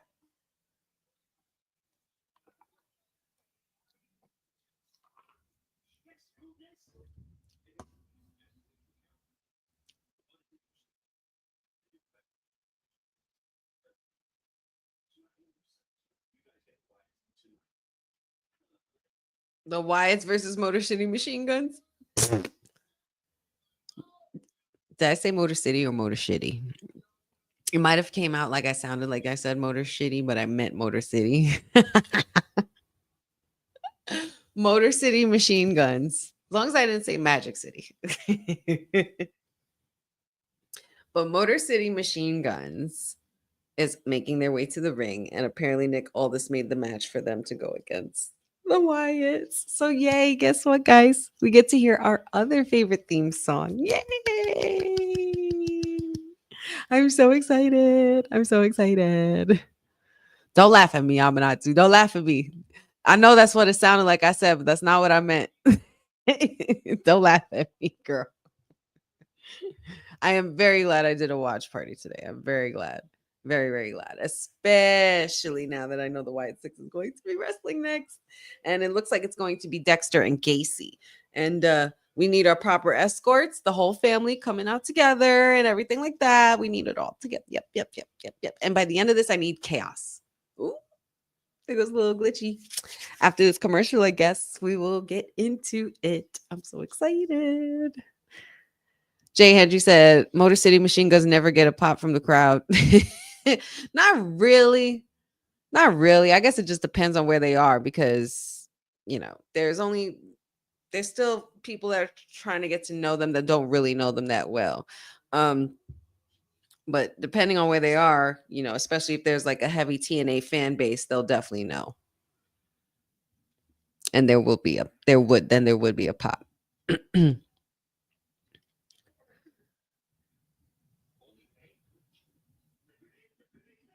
Huskus the pig and Mercy the buzzard.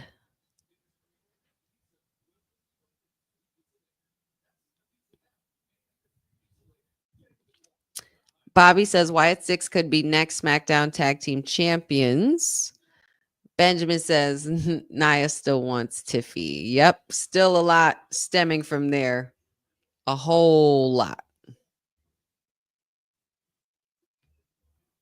Tried to catch Tiffany slipping. Oh, would you look at... Oh, wait. Oh, it's... Oh, unfortunately... Nia was like, you thought I was done with you, girl? Please. I was waiting for you at the door.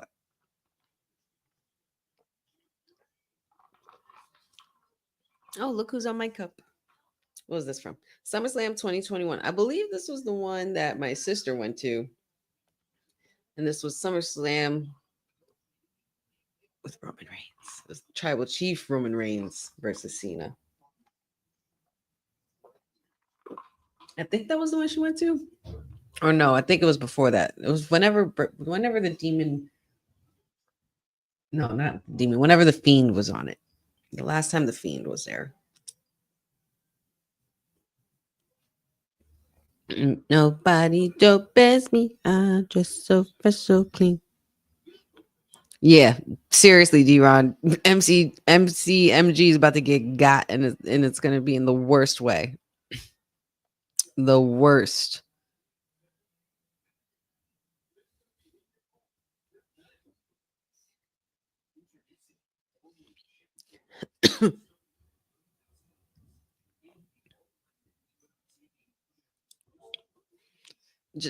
Jay Hendry says SummerSlam should have been in Chicago this year. I'd like to know why you think so. I think it's just fine where it's at. Good 20 minutes from my house.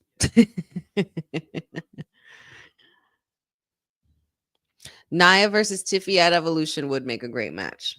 That would be a phenomenal title match. And of course, it goes back into the storytelling of how they came up together, with Tiffy being the protege of Nia Jax, or the princess, and then Nia Jax, of course, pulling what she did with her. So I think that would be cool too. Sounds about right. Oh, here we go, guys. And we're back from commercial. I hope Motor City Machine Guns are ready. Because I don't think they are. They haven't dealt with this before. Oh, lights out. Piano. Yay.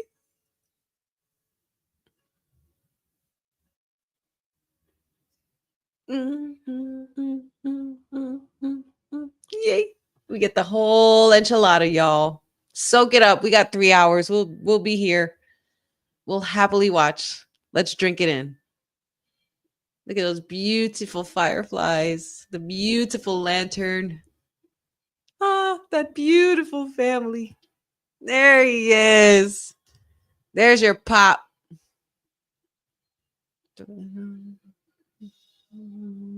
Away. When things break, things shatter.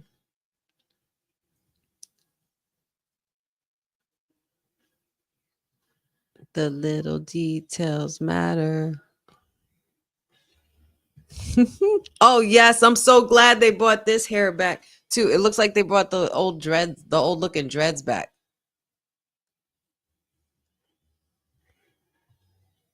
Is it me, or does it look like the first dreads he wore?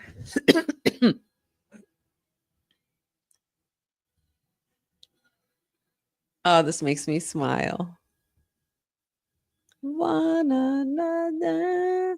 Ooh, get him. Yay. Chaos, let it ensue. Here we go. Bell is rung. Who'd have thought all you had to do was put Joe Gacy and Dexter Loomis together? Can you imagine if, like, Dexter, before Dexter even came as Dexter, he would have been part of the schism already? Because you knew Joe Gacy had that element to him. It was very young Bray Wyatt-esque.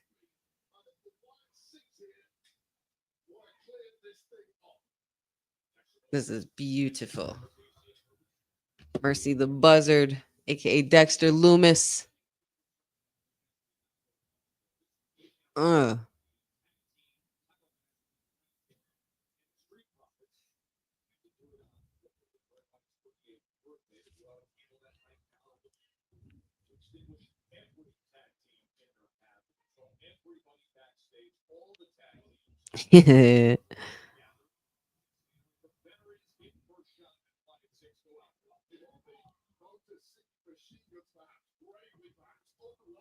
And if you notice, Dad, Rowan's hammer has the circle from the Wyatt Six.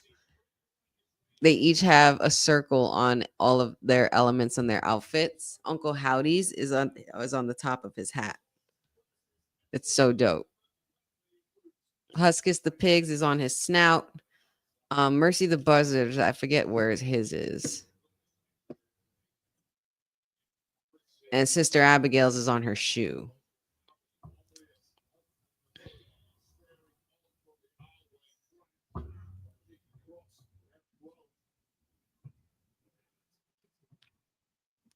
So I guess it's safe to say I'm not asking who you guys think is going to win this match, right? I think we all can agree who's going to win this match. I mean, I know I'm biased. I know I could be biased, and it's hard to fight those urges, but not going to do it. I'm going for the Wyatt Six, of course.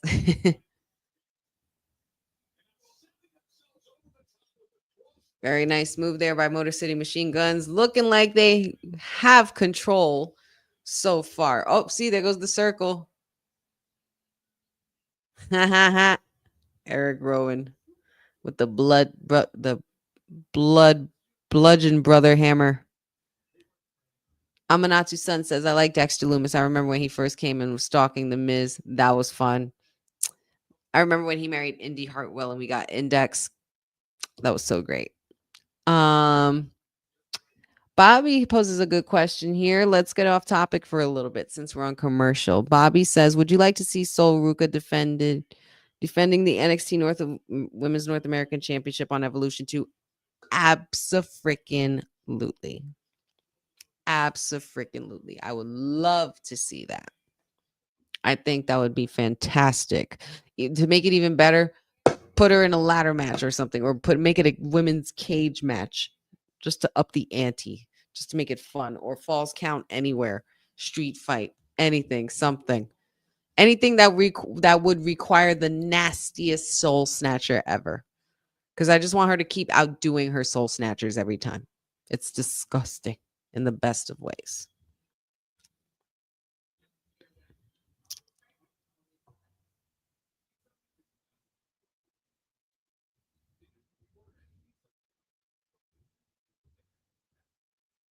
That pizza looks good. I'm not going to lie. I have a question though. I do have a question for you, chat. And feel free to answer. But when do you think we're going to see this guy again? Can't no man knock me out. I'm tired of being humble. I'm tired of letting people think they got a chance. I'm the tribal chief around here. Yeah, you see me, the tribal chief. That's right. Because I miss my tribal chief.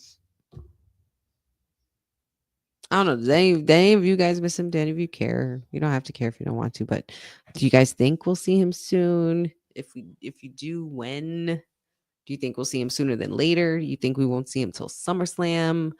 What do you guys think? Do you guys think we'll see him in Saudi? What do you think?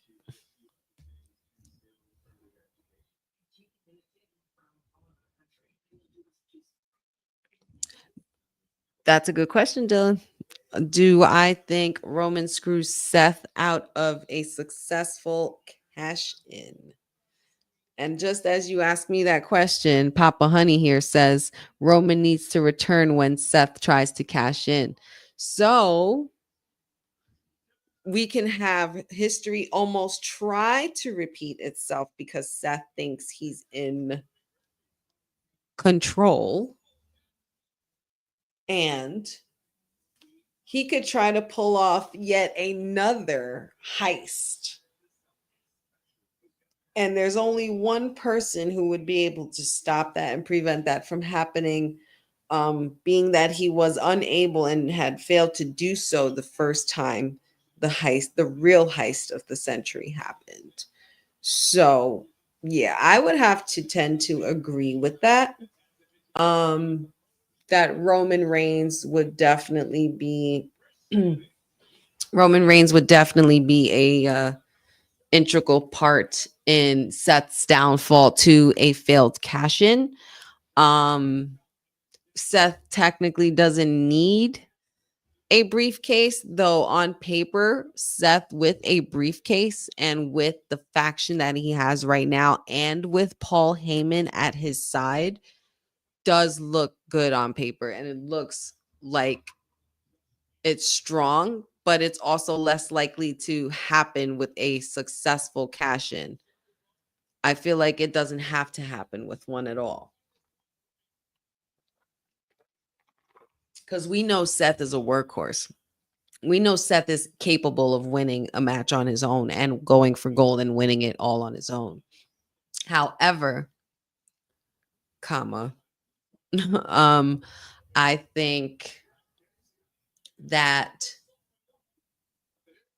Seth Rollins with a briefcase in this light, being this version of himself and being heel with the faction he has and with Paul Heyman, just makes it look better and make it look more so like there are going to be high chances that he successfully cashes in, even though it won't.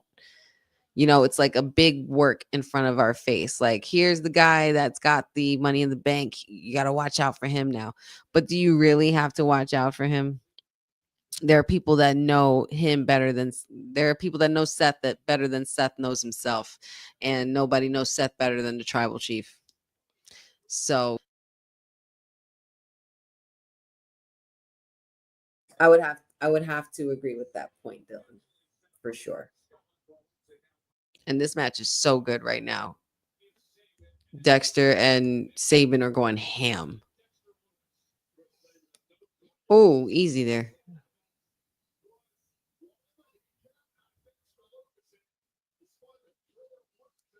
Here comes Alex Shelley. Oh.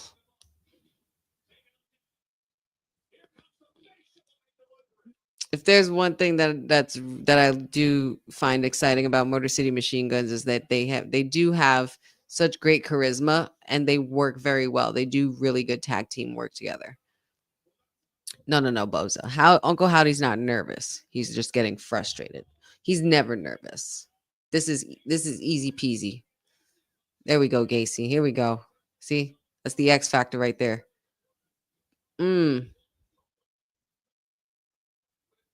Someone pin him. One.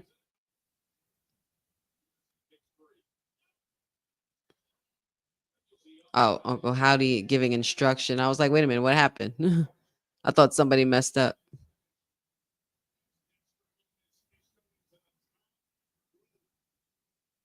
Oh my God, what a leg drop.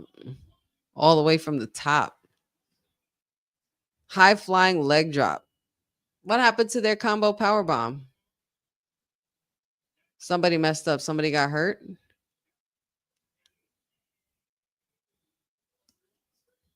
Something happened. I don't know what happened there, but that was interesting.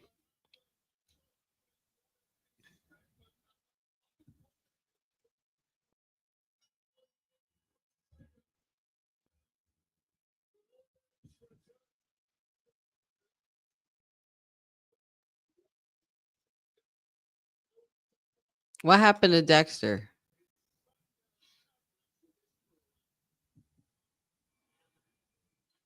Something looked like it looked like a pivot somewhere around there. And Dexter didn't look too hot. I hope everything's all right though. Oh boy. And we have one final King of the Ring fatal four-way left for the night. Oh. Excuse me. Back up.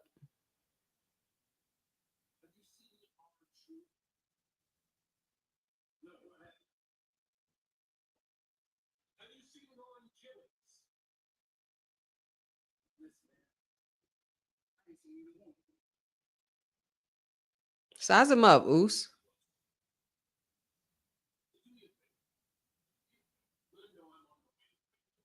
John Cena is back on his way to the ring, y'all. And he said he told Big Jim to tell R-Truth, or excuse me, to tell Ron Killings to meet him there. First of all, don't be getting up in my Usa's face like that over here, overstepping personal space and boundaries and shit, Cena. Like, I understand that you on your retirement tour, and I understand you the champ and stuff like that, but come on, dog. Like, don't be invading nobody's personal space, especially Big Jim. That could easily been a quick super kick to the face if you didn't act right. He said, I know you two are close, so tell him to meet me in the ring right now. Well, okay. Let's see what we're doing here.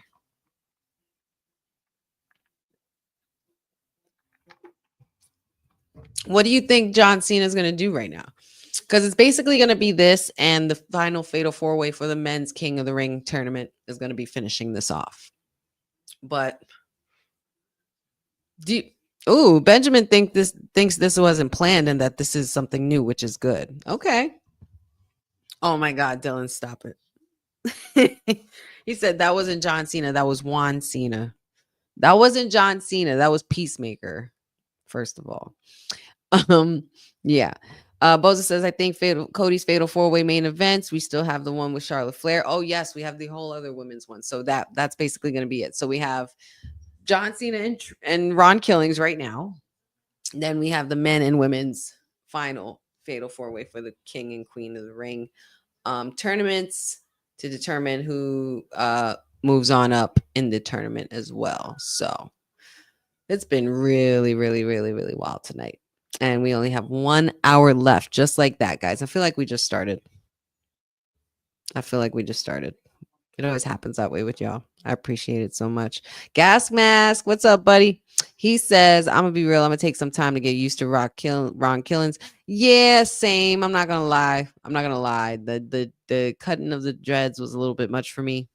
I could literally feel the air leave the building when it happened. I was like I was not sure what to make of it.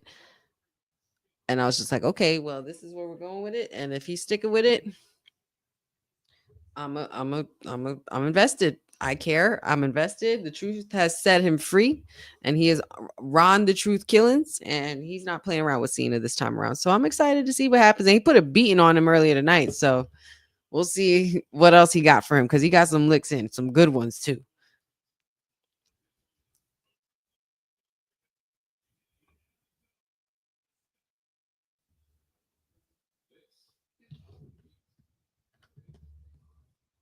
I said, did someone say Charlotte Flair? Ooh, woo.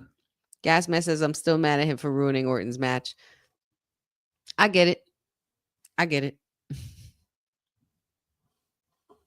Definitely a great flow tonight's show. Definitely, Jay Hendry. 100%. I'm on board with that. I agree.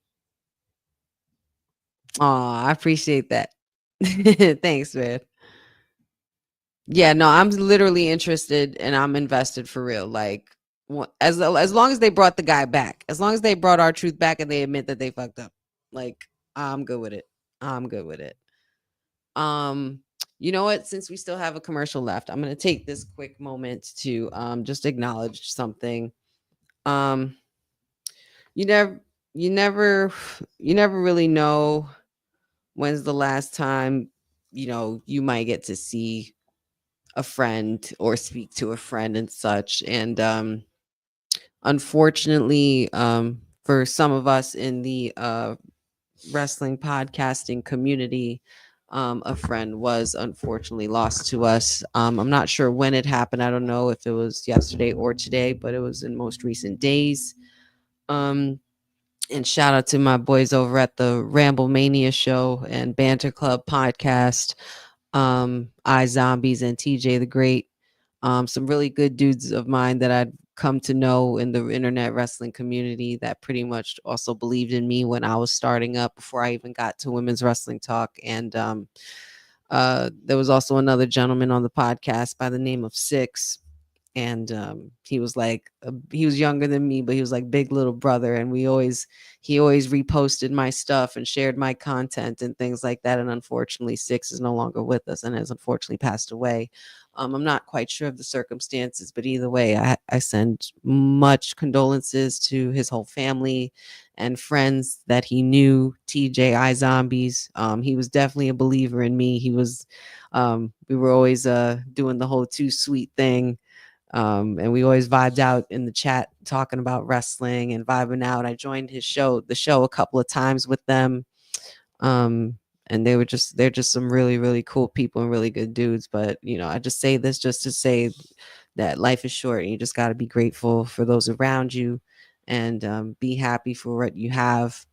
And just be there for one another through some hard times. And, we now have a new internet wrestling community angel, and we appreciate all that he's brought, and the happiness and joy he brought to others and his friends. Unfortunately, I didn't get the privilege and honor to meet him in person, but we always got to vibe out in the chat or in the video calls if I ever joined in on their show, and they were pretty awesome.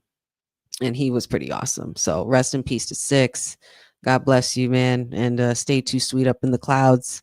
And just be good, my friend. Smoke it up, live it up. And just rest in peace, brother. And just shout outs to my boys, Zombies and TJ the Great as well. And Six's family. Just wanted to acknowledge that for a moment. Just so before I forget. Just had to make sure I do that. It's always tough. But we have a surprise here. With wrestling, we do love surprises, and Phil, Mr. Phil Brooks is here in Lexington, Kentucky, and he has arrived and come to confront John Cena. I guess John Cena was looking for R-Truth, or Ron Killings, and that's not what he got. Crowd chanting CM Punk. Thanks, y'all. I appreciate it. Thank you so much.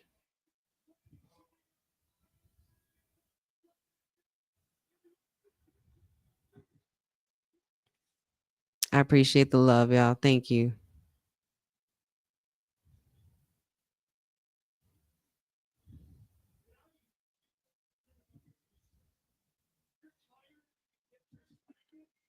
Yeah, tell him, CM Punk.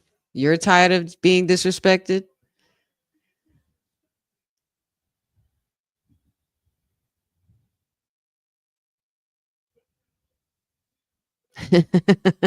Don't say that, Dylan. You're so mean. But thank you so much, everybody, for the condolences. I appreciate that.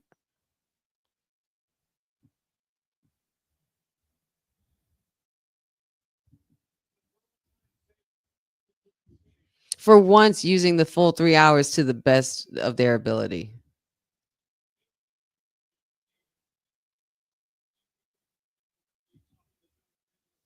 Obi-Wan Kenobi talking to Darth Vader. I love CM Punk. He's such a nerd.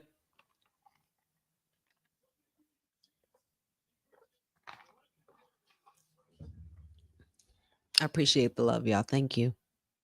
Thank you for that.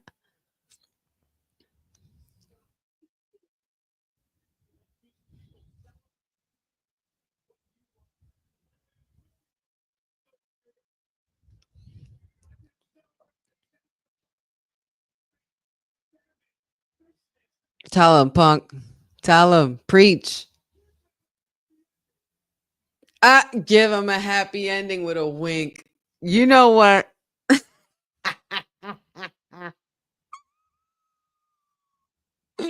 Oh my God. Yo, Punk. I freaking love this man. I love Punk. Right, Courtney. That part. And we were just talking about Jim Cornette saying SmackDown was boring.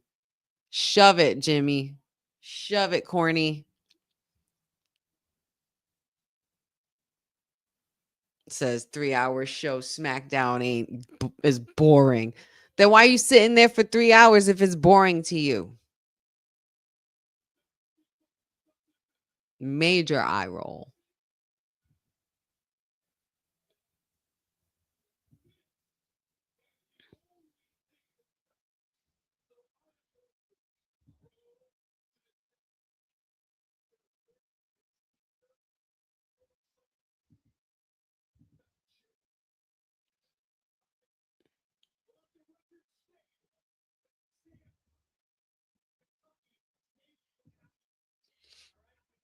Mm.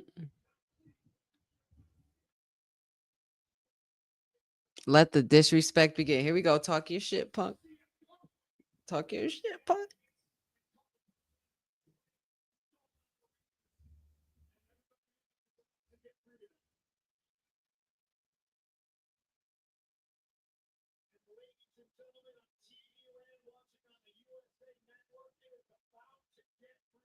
Uh-oh, it's about to get real. Uh-oh, it's about to get real. Everybody, move closer to your screens. Everybody lean in so they can hear you. We can hear them.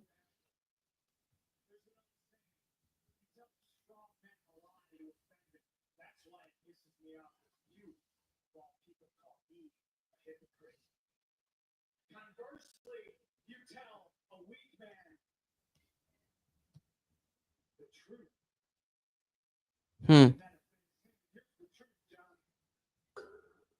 Here's the truth.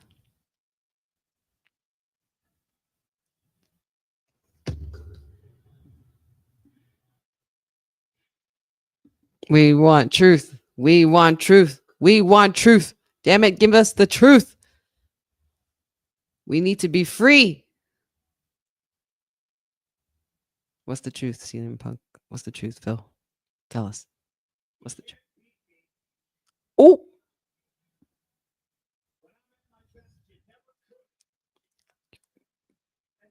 You can't beat me not. And when I'm at my best, you never could.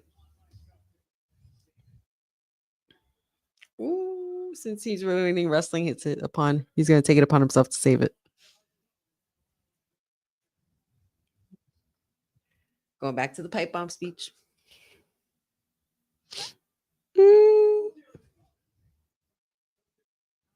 Ooh, Boza. He said he can save wrestling and become a 3-time WWE champion. Oh, that'll be crazy.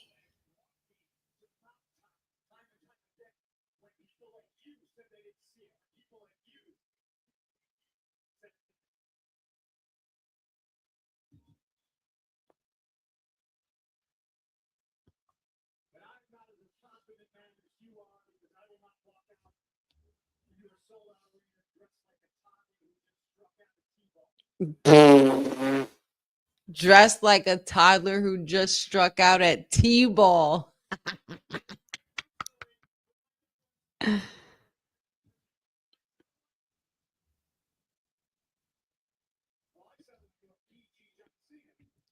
Oh, PG John Cena.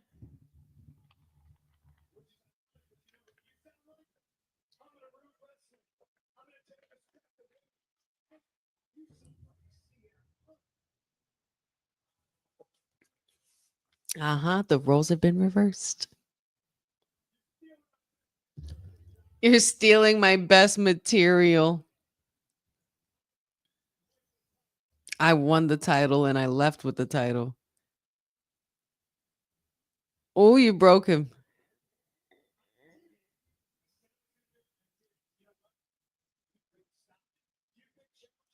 I said I did it, and I was gonna, and I said I was gonna do it, and I did it, and you didn't stop me.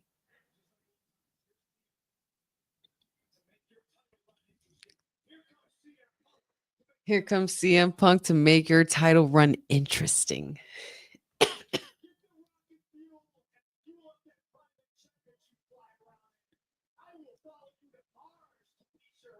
I will follow you to Mars to beat your ass.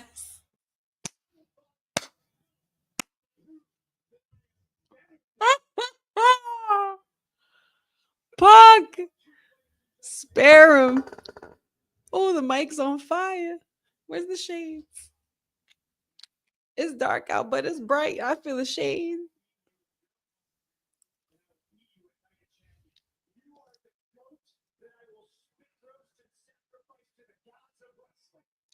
Oh, you are the goat that I will.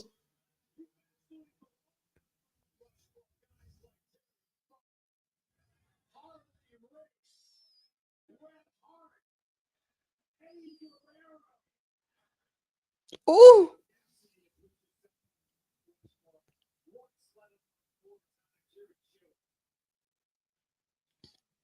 Ooh. Punk.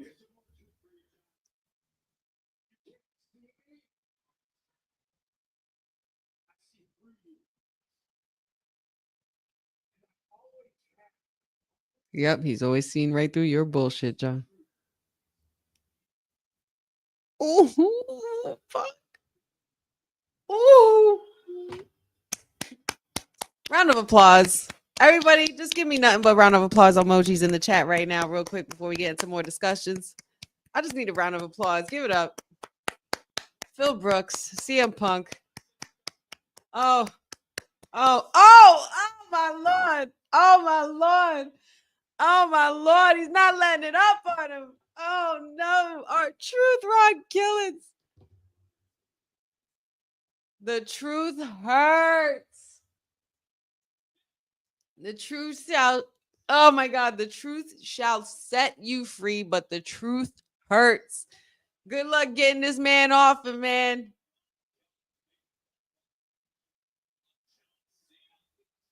Nope. Look at Cena running, bro.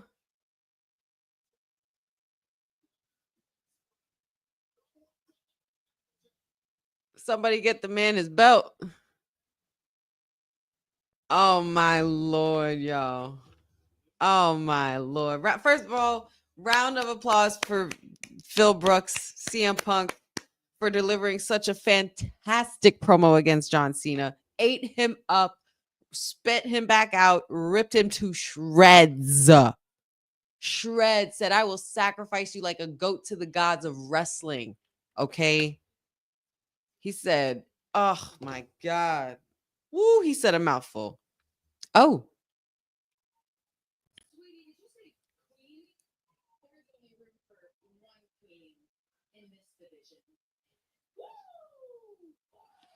What happens when you meet a goddess and a queen?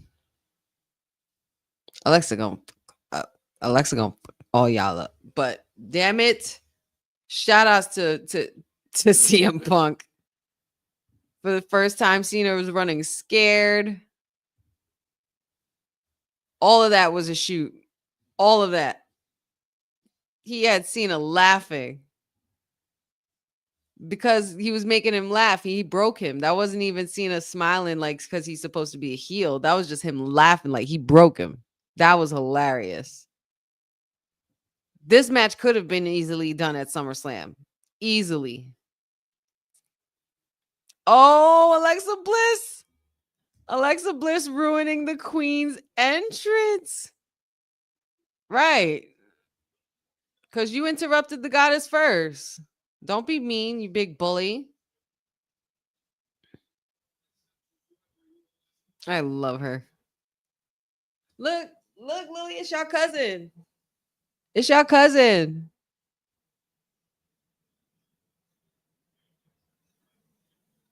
Yeah, this Lily doll, she's still pretty big. The one before that was bigger.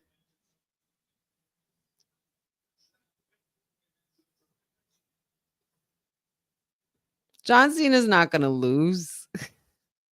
He's not going to give up easily. He's not going to lose just yet. I don't know if CM Punk's going to win. Same here, bro. Same here, Boza. I really hope Alexa Bliss wins for sure. I hope he wins. This is going to be real. I mean, well, I hope Alexa wins. I hope she wins. This is going to be really good. Really, really interesting, really quickly. We have 2 of these matches left. We got Alexa, Charlotte, Chelsea Green, and Candice LeRae. And then after that, we are going to have the men's King of the Ring tournament fatal 4-way match, which will be our main event. Cody Rhodes versus Damian Priest versus Andrade versus Shinsuke Nakamura. Any picks for these next 2 matches, guys? Let me know in the chat.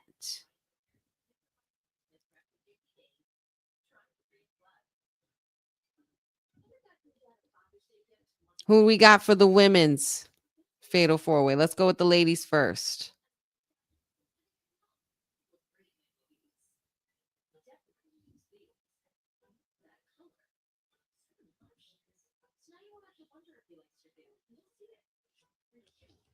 This could lead to Jade versus Flair. I like where your head's at, Papa Honey. Gas Mask says Alexa and Cody are his picks to win. I might have to go with the same. I might have to go with the same thing. I think the goddess would be perfect, and I think Cody is an obvious choice for King of the Ring. But Damian Priest, it wouldn't be a bad look on either, or Andrade, because honestly, Andrade's been workhorsing his way back into WWE's good graces lately. So King Andrade wouldn't be a bad idea. Shinsuke Nakamura. Not sure what else they're going to be doing with him going forward or how that would fit into his story. But a King Samurai would be pretty sickening if they knew what to do with that concept and how to book it. But yeah, that's what I think. Damian Priest, I think, is probably one of the only fitting.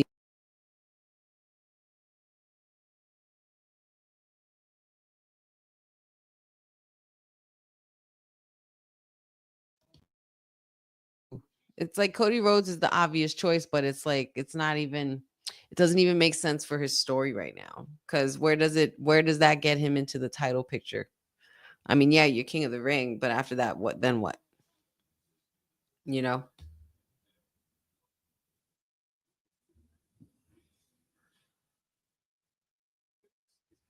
Benjamin says Alexa. Gas Mask says Emperor Nakamura sounds cool. It does. It does. But that's if they knew what to do with it, with that kind of thing. I mean, he is the king of strong style. It's only fitting, right? Wouldn't that make sense? I would hope. One would hope.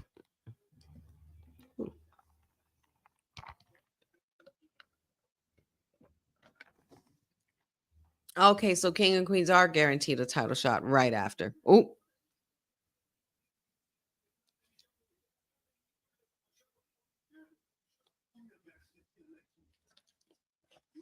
A match with Cena next week.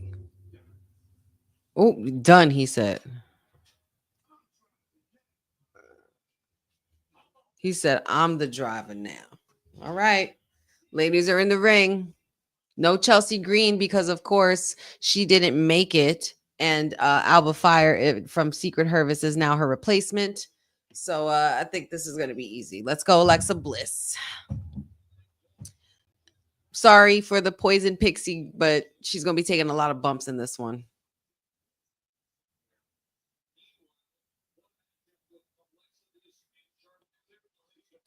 Not for nothing. This is the best Charlotte has looked in a while.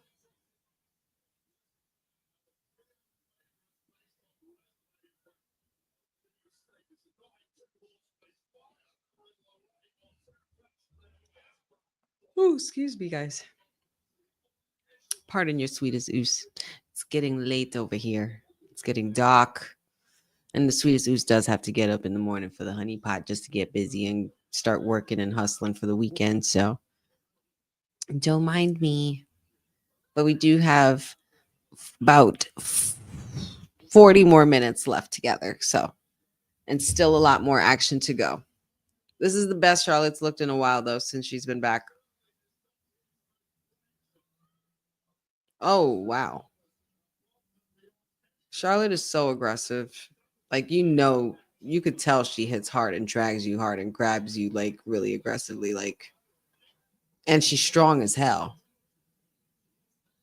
Like, Becky even describes her strength as, like, a gorilla strength. Like, she's a beast.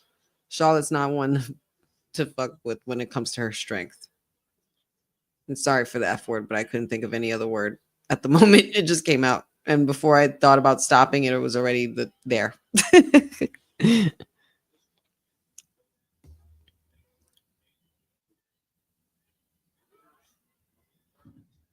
Boza says we're burning yet another date for John Cena next week. Crazy he's wrestling on TV. Yeah, and against our truth again.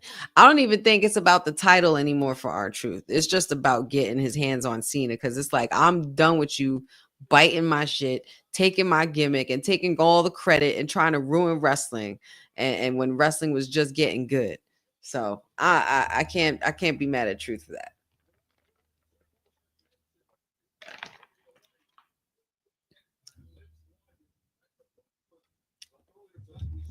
Boza says the winner of this match meets the winner of Asuka, Raquel, Stephanie, and Ivy Night. Oh my God. Asuka, Raquel Rodriguez, Stephanie Vaquer, and Ivy Nile in the Fatal 4-Way on Monday. Ugh. Ugh. Oh my God. That's going to be disgusting. That's going to be so good.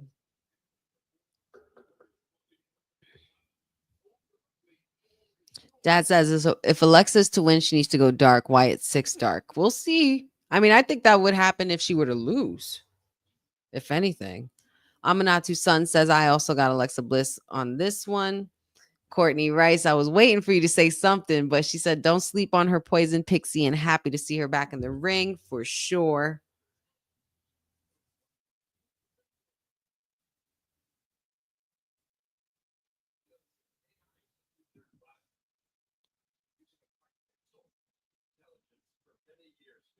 I don't think being tall has anything to do with it, Jeffrey.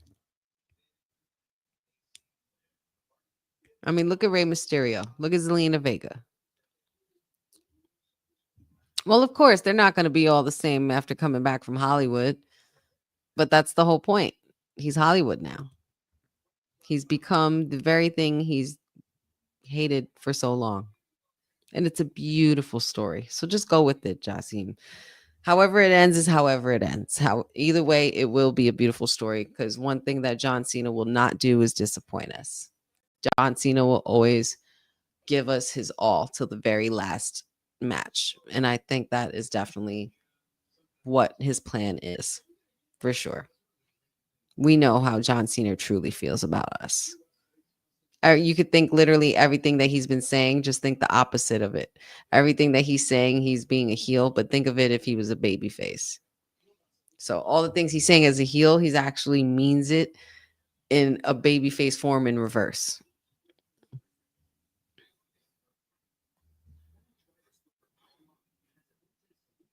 Somebody will have to take it off of him eventually, but who will that be? It could be somebody like Joe Hendry. It could be R-Truth, but I think R-Truth is just more about the title now.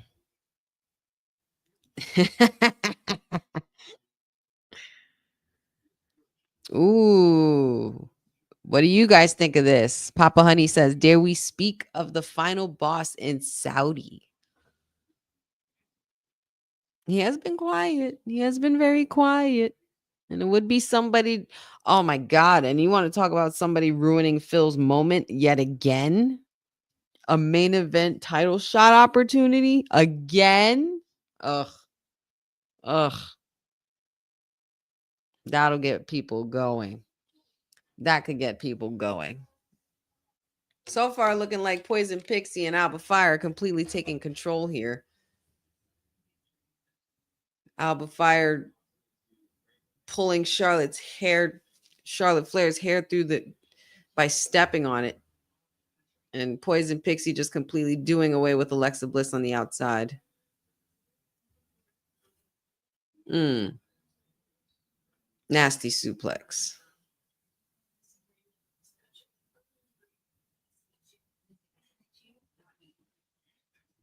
Alba Fire and the Poison Pixie looking to be working together at the moment.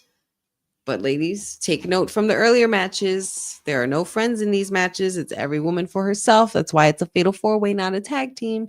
And of course, you guys make the wrong move. And now you got the queen up and angry. And now you got her pissed off and fighting back. That's the one thing you don't want to do.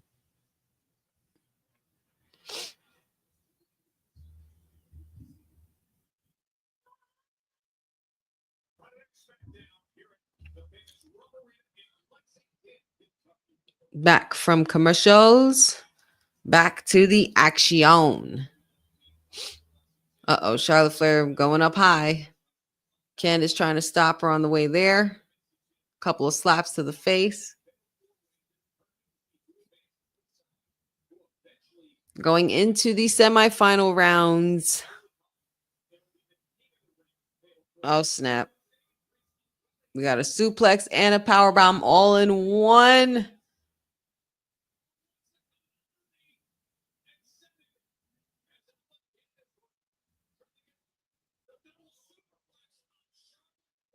Nasty. Alexa tried to get the pin. No dice.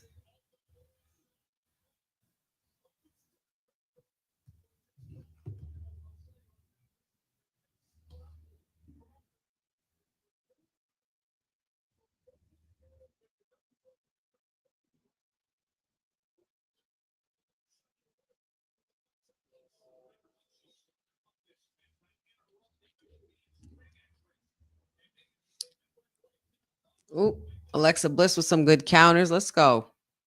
Get angry. I love me an angry goddess. Ooh, nasty knee breaker. Well, code breaker, excuse me. Knees to the face right there by Candice LeRae. Reversal by Alba Fire. Come on, Alexa. Oh, natural selection by Charlotte Flair. She caught Alexa in it. And Charlotte needs to find a way to capitalize if she's trying to make this move. Uh-oh. Going for the leg. Damn it. Trying to lock in that figure eight. Oh, no. You're not about to make my girl tap. You're not about to make my girl tap. Don't you dare tap, Alexa. Ooh. Candice LeRae was able to lion salt her way through that and stop Charlotte Flair. Because either way, this is pinfall or submission. And there could only be one. Wow, look at you, Charlotte. You're actually selling. Look at you, Charlotte. Being a grown-up. The ladies are doing a fantastic job tonight. Every aspect.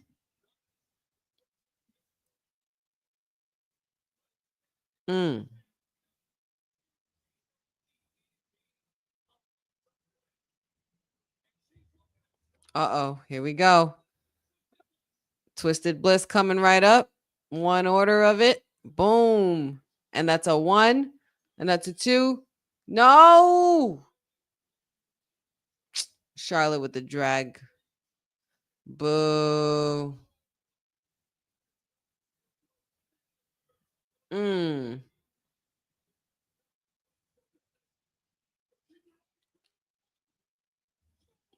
Oh, I thought Candice LeRae was about to take it for a quick second. That was about to be nuts. Ooh.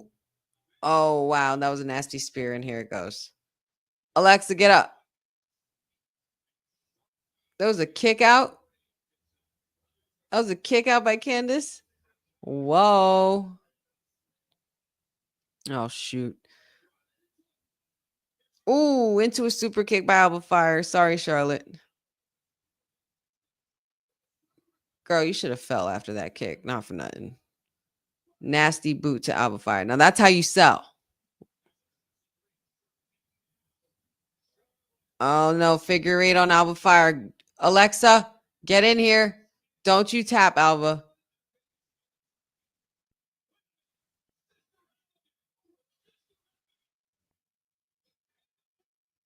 Oh,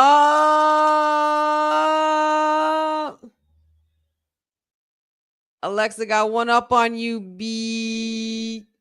She got one up on you, baby. You got to be quicker than that.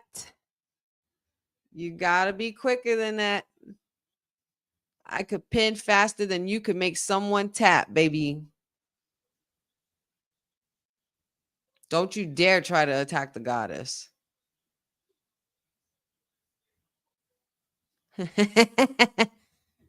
She said, whoa. Let's go, Alexa.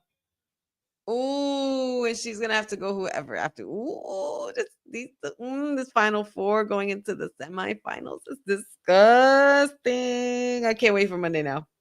No, I can't wait for Monday. Monday's going to be sick. Money's gonna be sick. Yes, after you, my queen.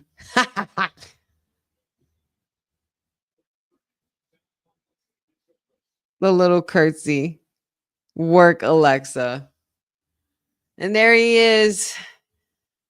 The man of the hour, crybaby of all crybabies. I like his jacket though. Mm.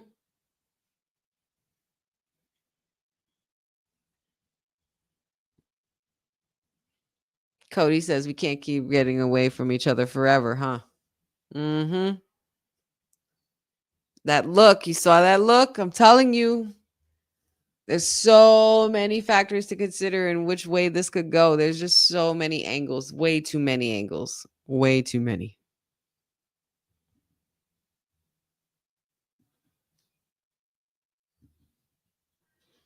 Alexa Bliss is going to the semis.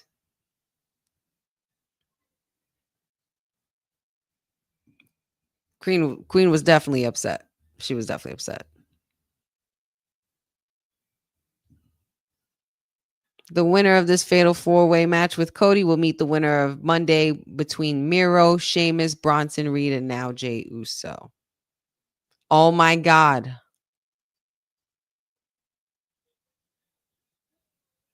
So if Cody wins this and if Jey Uso wins, then what?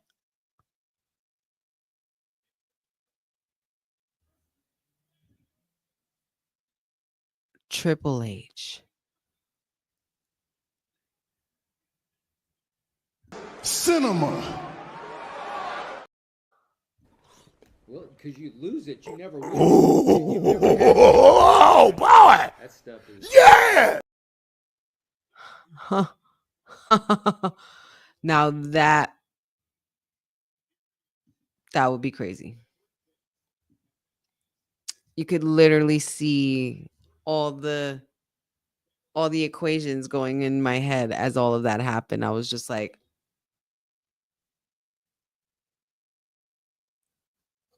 it all came together.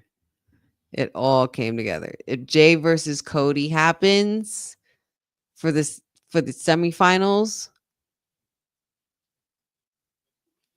then you got a problem. And then why would they just announce it too? Especially after they just became a tag team going against Logan Paul and John Cena. Triple H, you're not low. You're not low. Why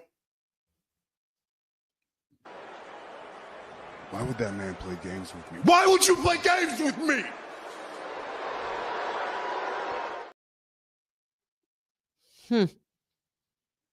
Interesting.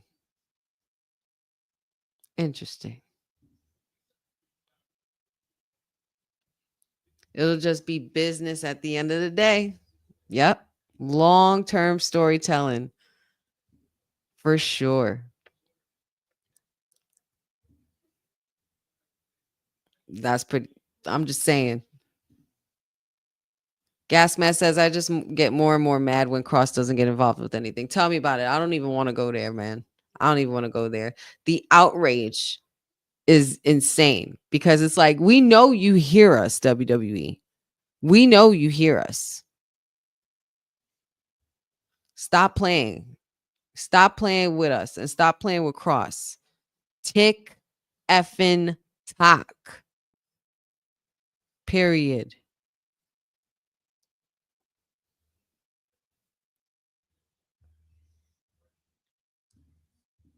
But y'all, if Jay versus Cody happens, oh my Lord, we're all going to need some therapy. We're all going to need help after that. We need help. We're going to need help after all of that. But Cody Rhodes coming out, kicking it off. We also have Andrade, Damian Priest. Where's Drew McIntyre? Where's Drew McIntyre? And Shinsuke Nakamura, excuse me. But where's Drew McIntyre? Why is it? Huh. Wasn't he? Oh, no. Was he involved in the first round? Yeah, he was involved in the first round. Why do I feel like he's going to cost somebody this round? Maybe he'll cost Damian Priest. I I mean, but they finished their rivalry already. They can't continue down that road again. But I don't know. Maybe. I feel like it would be Drew's duty to take someone out, you know.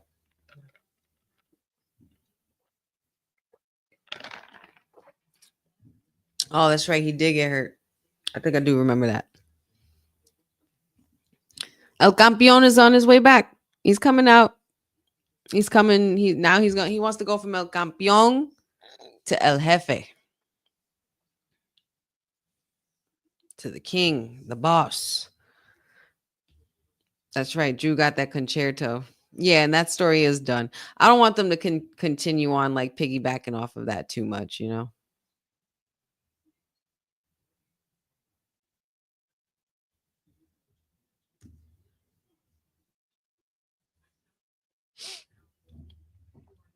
Bobby Lashley come back to the main roster. Well, I mean, he's not even in the same company anymore, so I think that's a done deal now, Jassim, honestly. Enough with these commercials. Let's get to it, please. We only have 20 minutes left together, and I need to make it worth it for my audience. Let's get it together. Thank you, USA. Appreciate it as we go back into it. So next Friday, SmackDown will be taking place 8 p.m., of course, Eastern, 7 p.m. Central, USA, Grand Rapids, Michigan. And we will be prepping for Night of Champions for the King of the Ring tournament. For the semifinals next Friday, we have Sami Zayn versus Randall, Keith, MF, and Orton to further qualify into the final round for King of the Ring. We also have Alexa Bliss versus whoever wins from this Monday coming up from this tournament. So that will be going down next Friday as well for the Queen of the Ring tournament semifinals. And then as well as R-Truth, Ron Killings versus John Cena, the undisputed champion. No title on the line, one-on-one. They're going to be face-to-face. R-Truth demanded a match with Nick Aldis tonight with John Cena next week, so that will be also going down next Friday. I'm wondering what this leads to. I'm wondering what they're doing this for as well. And here we are with Samurai Shinsuke Nakamura making his presence felt here in the WWE universe.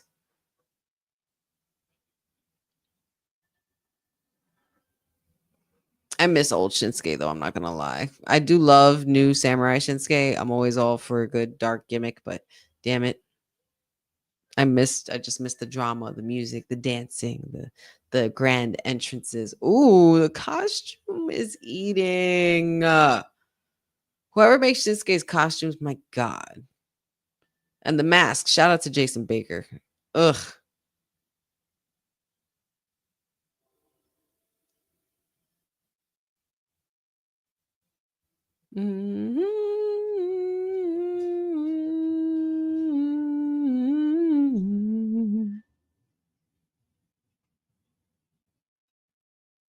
Dope.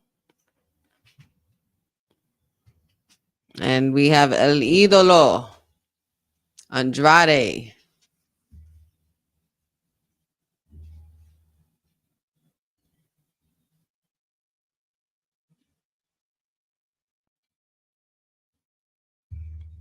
Don't worry, Frankie. We're going to go for a walk when you're done.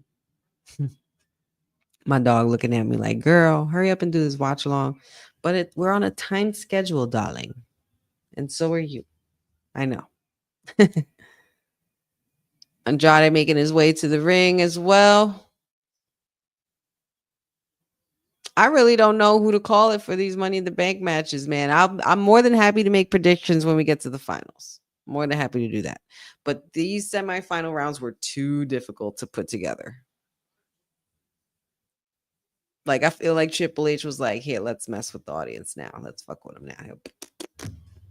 And just threw a whole bunch of main event players up in here and workhorses. And it's like, And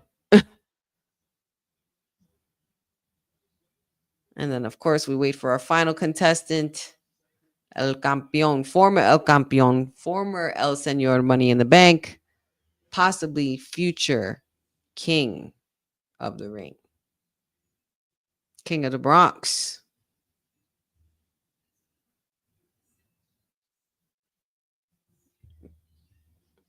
I missed the old Judgment Day theme song. I'm not gonna lie. I wish that Damien would have kept it, and Judgment Day would have changed their theme song, the one that's out now, because that old Judgment Day theme song belongs to Damian Priest.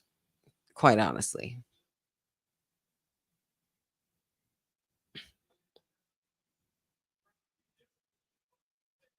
From New York City.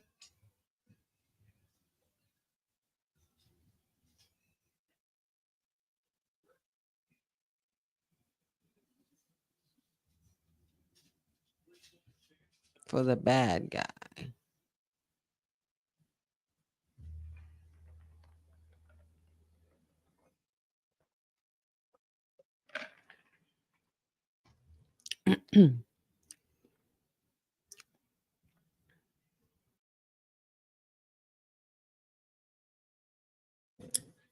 Damien as champ sounds good too.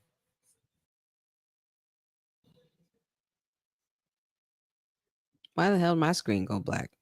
I didn't stick my middle finger up. Ain't no wardrobe malfunctions happening here.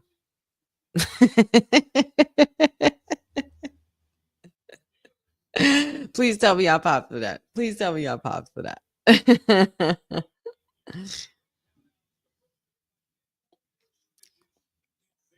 Ooh, Jeffrey says Stephanie and Alexa Bliss. Oh my God. The devil's kiss.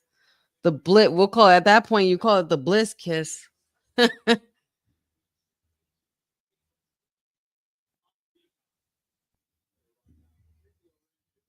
I'm a not too. You too funny. Yeah, I missed that Damian Priest too. Archer of Infamy, Live Forever. Damian Priest, his theme music was fire too. Then, yeah. Well, duh. No kidding. Duh. But yeah, I'm just saying. I was just making a funny. I was just making a funny. Funny, honey. That's me. And when it's funny, this is how you like it.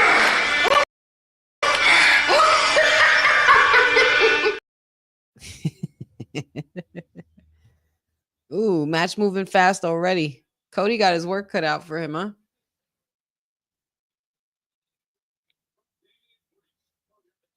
Mm.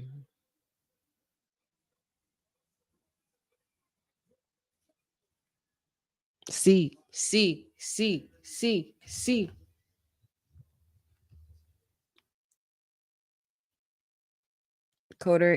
Cody Rhodes intercepting there for Andrade, but Damian Priest able to catch on.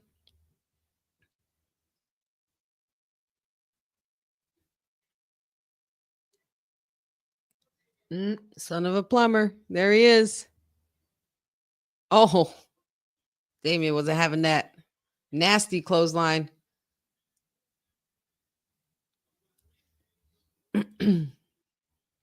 Damian Priest and Cody Rhodes going at it real back and forth too.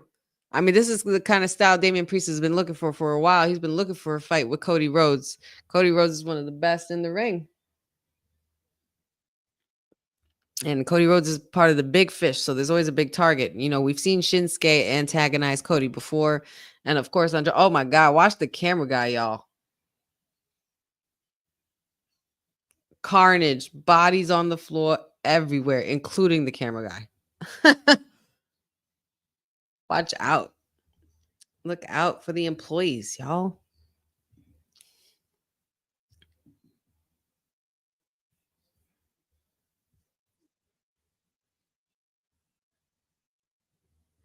Andrade with a quick pin, but kick out by Shinsuke, able to recover himself before Andrade was able to get that 3 count. Who we got for this match, guys? Who's your final pick? Everybody let me know in the chat. We got 15 minutes left together, so let's make it count.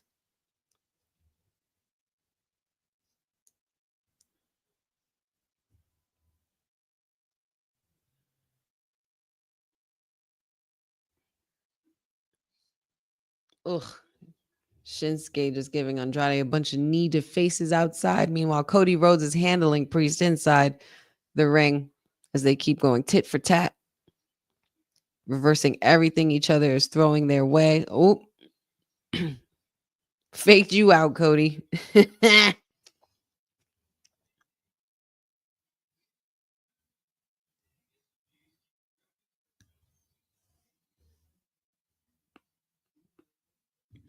Moses says, my heart wants to say Andrade, but it will be Cody. Courtney says Cody. Jeffrey says it's Cody Raheem Rhodes. Did you hear that 6 Feet Under podcast is now under the WWE umbrella of podcasts with Undertaker and Michelle McCool? No, I did not know that. She's been added to the panel. Nice. I mean, it's only right. We know that Undertaker is such a big advocate for his wife, as he should be.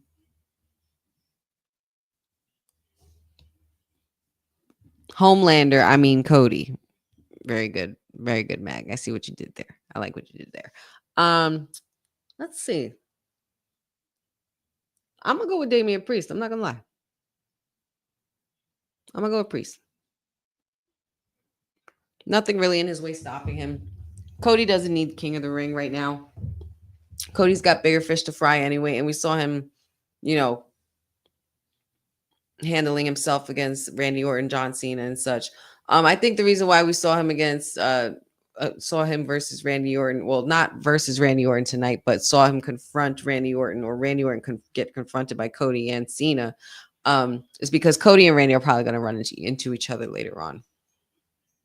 So that could possibly mean that Cody could win, but I wouldn't put it past Priest. I wouldn't put it past Priest at all. Priest has definitely been on a high this year.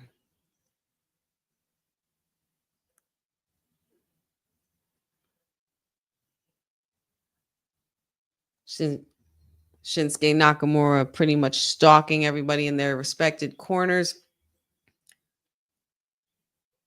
Ugh, knee to the ribs of Andrade. Jesus Christ. Flew him all the way out to the ring from the post there. Off the top rope. Ugh. Shinsuke handling Priest. Oh.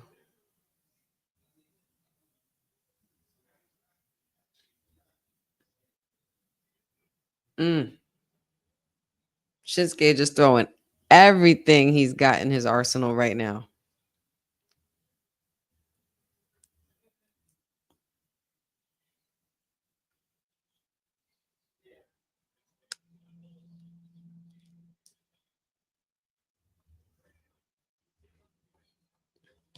Gas Mask says, honestly, any of these three winning, besides Cody winning, isn't a bad choice. No, everybody makes a case to win. That's why these picks were so hard. I'm kind of glad I didn't do honey pot predictions this week.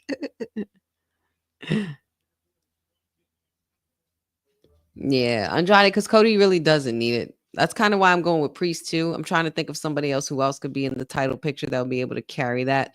We could end up possibly seeing Gunther and Priest again. That would be cool to revisit, because that was a fun time.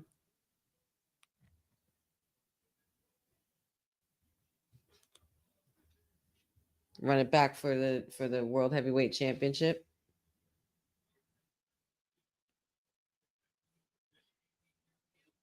Priest keeping his foot on the gas in this match here. Crashing down on Shinsuke on the outside, bringing him back inside, doing all the damage he can to each of his opponents to weigh them down, soften them up, and try to get this win further into the semifinals. Uh-oh. Oh, snap. Oh, not good. Watch his leg, Jesus Lord.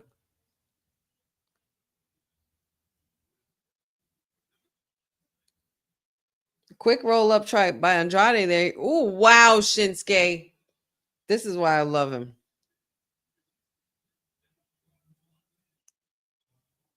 Andrade was about to go for that tap.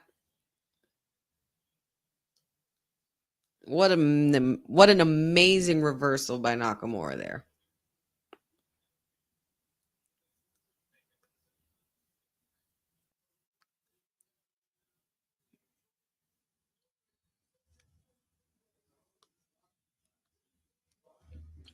Very good observation, Dad. Why go for submission in a fatal four-way when it never works when other three competitors are involved? That was Flair's mistake, and you took your eye off the ball for a second. Does that table have a Slim Jim logo on it? Now we got the logos on the tables. Come on, y'all.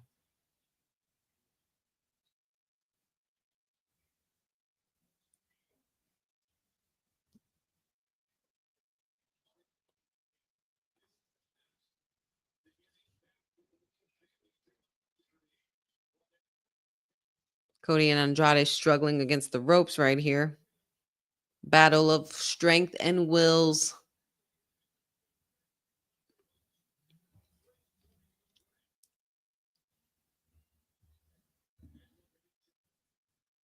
Oh, snap. They're both going to do it. Cody and Damian utilizing this moment to work together. Ooh, and Shinsuke saving Andrade, oddly enough, just so he can have him for himself. Cody goes through the table.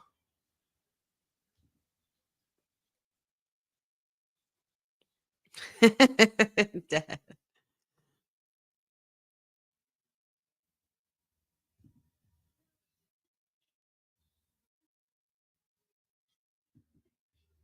Hush your mouth, said. Your girl didn't even show up. So it's funny you want to show up on the last 9 minutes of my show. Where you at? You were supposed to pull up, man. Pull up.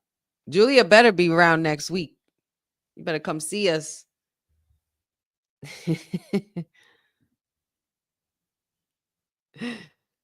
Mayor in the building. Shout outs to the mayor.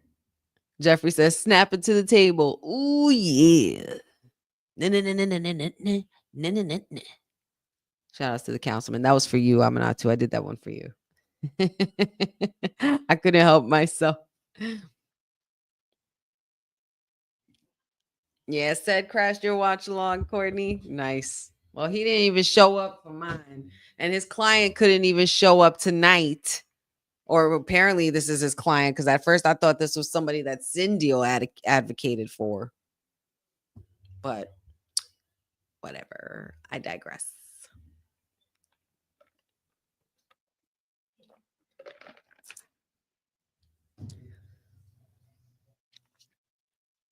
A lot of chaos going on in this match. A lot of madness. Cody's still indisposed, pretty much on the other side of the ring. Meanwhile, Shinsuke and Andrade just working together, just mauling Damian Priest. And now, of course, Andrade, you know you can't turn your back like that.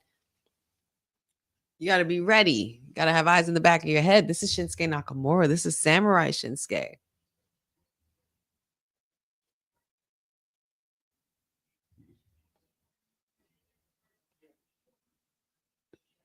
That's fine. She could want my title all she wants. She can't have it. She can't have it. But she got the nerve not to show up after talking all that smack and doing all that business last week. So, y'all got splaining to do, Lucy. Some splaining to do. By the way, thanks for hanging out with me these last 3 hours, guys. Means more than you know. I appreciate the energy here every week, all the time. Love having you guys on with me. Love being able to talk about what I love with you guys and with people that I genuinely enjoy and truly love talking about this with. So we're definitely going to get into pretty much signing off after all of this is done. No post show tonight, of course. I mean, we did go through 3 hours of everything. But you know, I'm glad I was able to still cover it for you guys. And yeah, so be pretty much in the loop with everything from WWT. The Mark Henry interview from 90s Wrestling Con should be coming out very soon. Finally got that edited in the works and sent to the boss lady. Yeah. We'll get into all that in a few minutes because this match is pretty much almost over. We got 6 minutes left, final 6 minutes for the qualifying first round fatal 4-way match of the King of the Ring tournament, pretty much the second fatal 4-way match of the night. For the men's side, Damian Priest, Cody Rhodes, Shinsuke Nakamura, and Andrade, and there's just been a lot of carnage. Cody Rhodes nowhere to be seen or found right now at the moment, but Damian Priest still trying to make quick work of Shinsuke and Andrade for teaming up on him, but these guys are not letting up.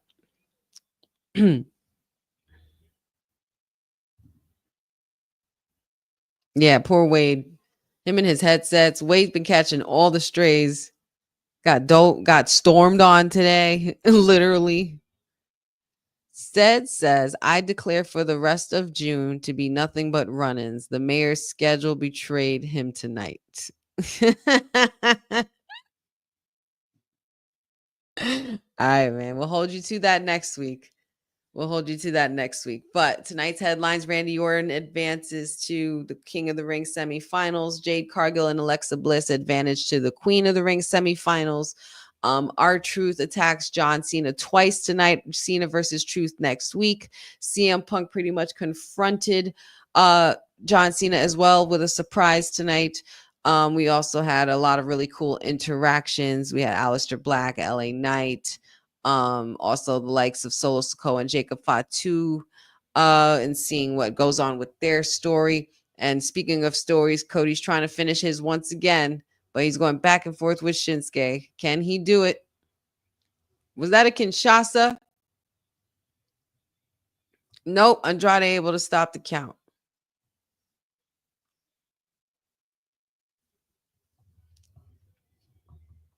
Courtney says, honey, he wants to crash out watch-alongs because Goldberg will be on Monday Night Raw moving forward.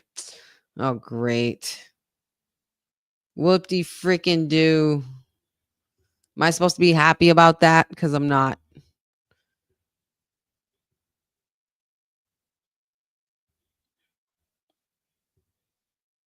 I'm totally not happy about it.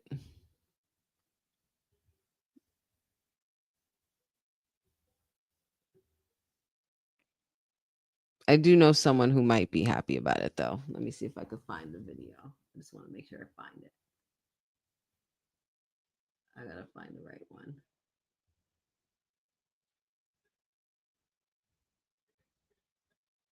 Is this it? No, that's not it. That's not it. That's not even the right one.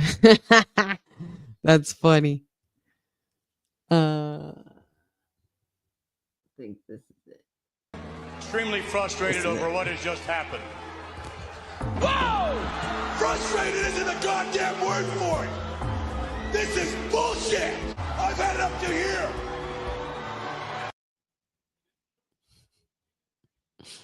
There's a different version of it though that Dylan, our producer from the future, made that literally has Will's face imposed on Goldberg as he's making his entrance. It's quite hysterical. I gotta find it though. A lot happening here. I don't want to turn my eyes away. We got 2 minutes left now, and I'm already missing a lot. But Andrade and Shinsuke are finally laid out. Cody Rhodes going for the Cody Cutter from the top rope on Damian Priest. My God, that was disgusting. Uh-oh, you guys might be right. Oh, that's a crossroads on Andrade. That's one. Watch out. Oh, Nakamura, sleeper hold from behind. Oh, he was about to do his own crossroads on him. What a reversal. No way. That's a crossroads for Shinsuke. And that is a pin and win for Cody Rhodes. Guys, it's going to be Cody versus Jay.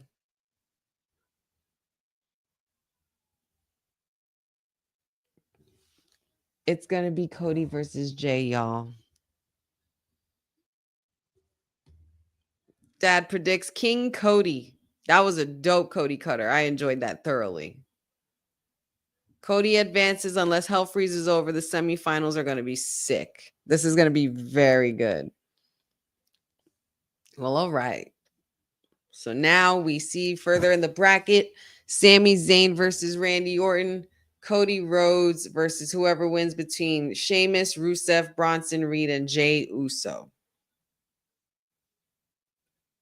Oh my God. And then if Jey Uso wins and Sammy wins, who's going to be the king out of all these guys? King Randy. Randy with a King of the Ring accolade before he retires would be fantastic. And he's done nothing but great work since he's been back. So, but we will see you guys in Grand Rapids, Michigan next week. Honey Night SmackDown watch along as well. Until further notice, of course, in a case, of course, of anything, because the honey pot schedule do be cooking up. But that was a phenomenal watch along through and through, straight through the whole way through. I quite enjoyed that show. That was a banger of a SmackDown on tonight. I definitely give it a 5-star rating. I thought it was very good. It told the stories it needed to tell. We're kind of seeing the direction that we're going in. I think that we're going into SummerSlam very happy and very excited. So zero reason for Cody and Orton to advance. Yeah, hence why it should be Sammy and Jay. It should be Sammy and Jay. But we shall see. The story will continue to unfold as we watch along. As always, thank you so much for joining the Honey Night SmackDown watch along. Your girl does have to get up early in the morning to work, so I got to make that happen and make sure I close off the evening right with you guys. I appreciate your time with me today. You guys know where to find me, Wrestling with Honey, on all the socials. Every now and then you'll catch me on WWT. Monday, Wednesdays, Fridays with the crew whenever I can.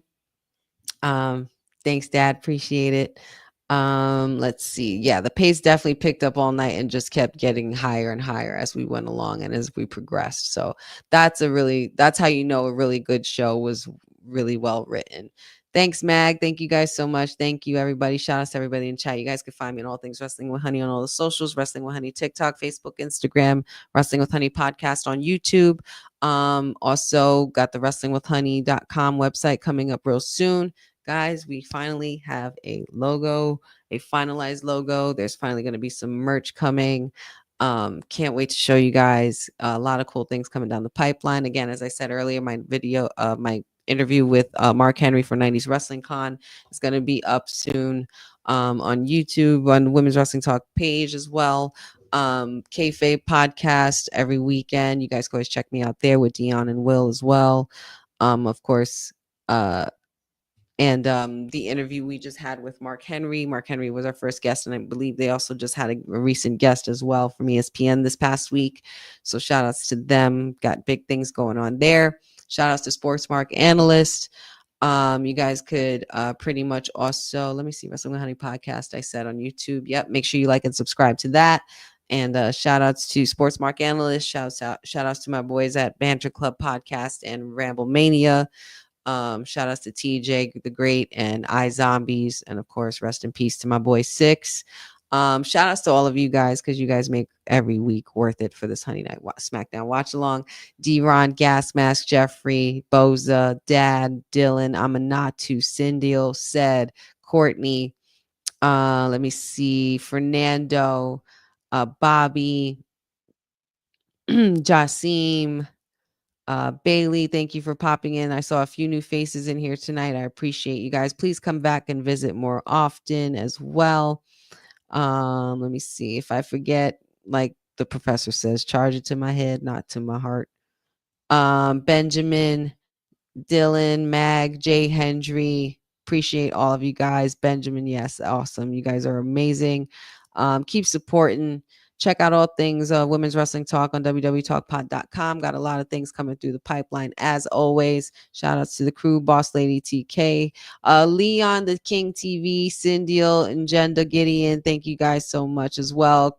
Christian Ramos, thank you. Aaron Teagle, make sure you guys come back more often and hang with me. Dion, thanks for popping in, buddy. Appreciate you. Hope all is well. Shout outs to the fam and the wife and the baby, Brandon Stevens. You guys were a very, very hot crowd tonight. Very, very hot crowd. Happy Friday the 13th. Happy Father's Day to all. And Yeah, man. Have a great weekend, guys. Make sure you be safe. And we'll see you sometime next week. You guys be good. This is Wrestling with Honey signing off. The Honey Night SmackDown watch along. Shout out Frederick. Good night, hun. Thank you so much. And this was Honey, Wrestling with Honey, the sweetest ooze, Queen Bee WWT, First Lady of Kayfabe Podcast. Signing off for the weekend. Hope you guys have a great weekend. Be safe, and we will see you guys next time on Women's Wrestling Talk, the #1 women's wrestling network on the planet. Peace out, guys. Have a good night. Thanks for joining WWT. Don't forget to like us on all social media platforms at WWTalkpod. Like and subscribe on all video and audio platforms, like yesterday, my G. And check out our website at www talkpod.com. Thanks for watching Women's Wrestling Talk, the #1 women's wrestling network on the planet.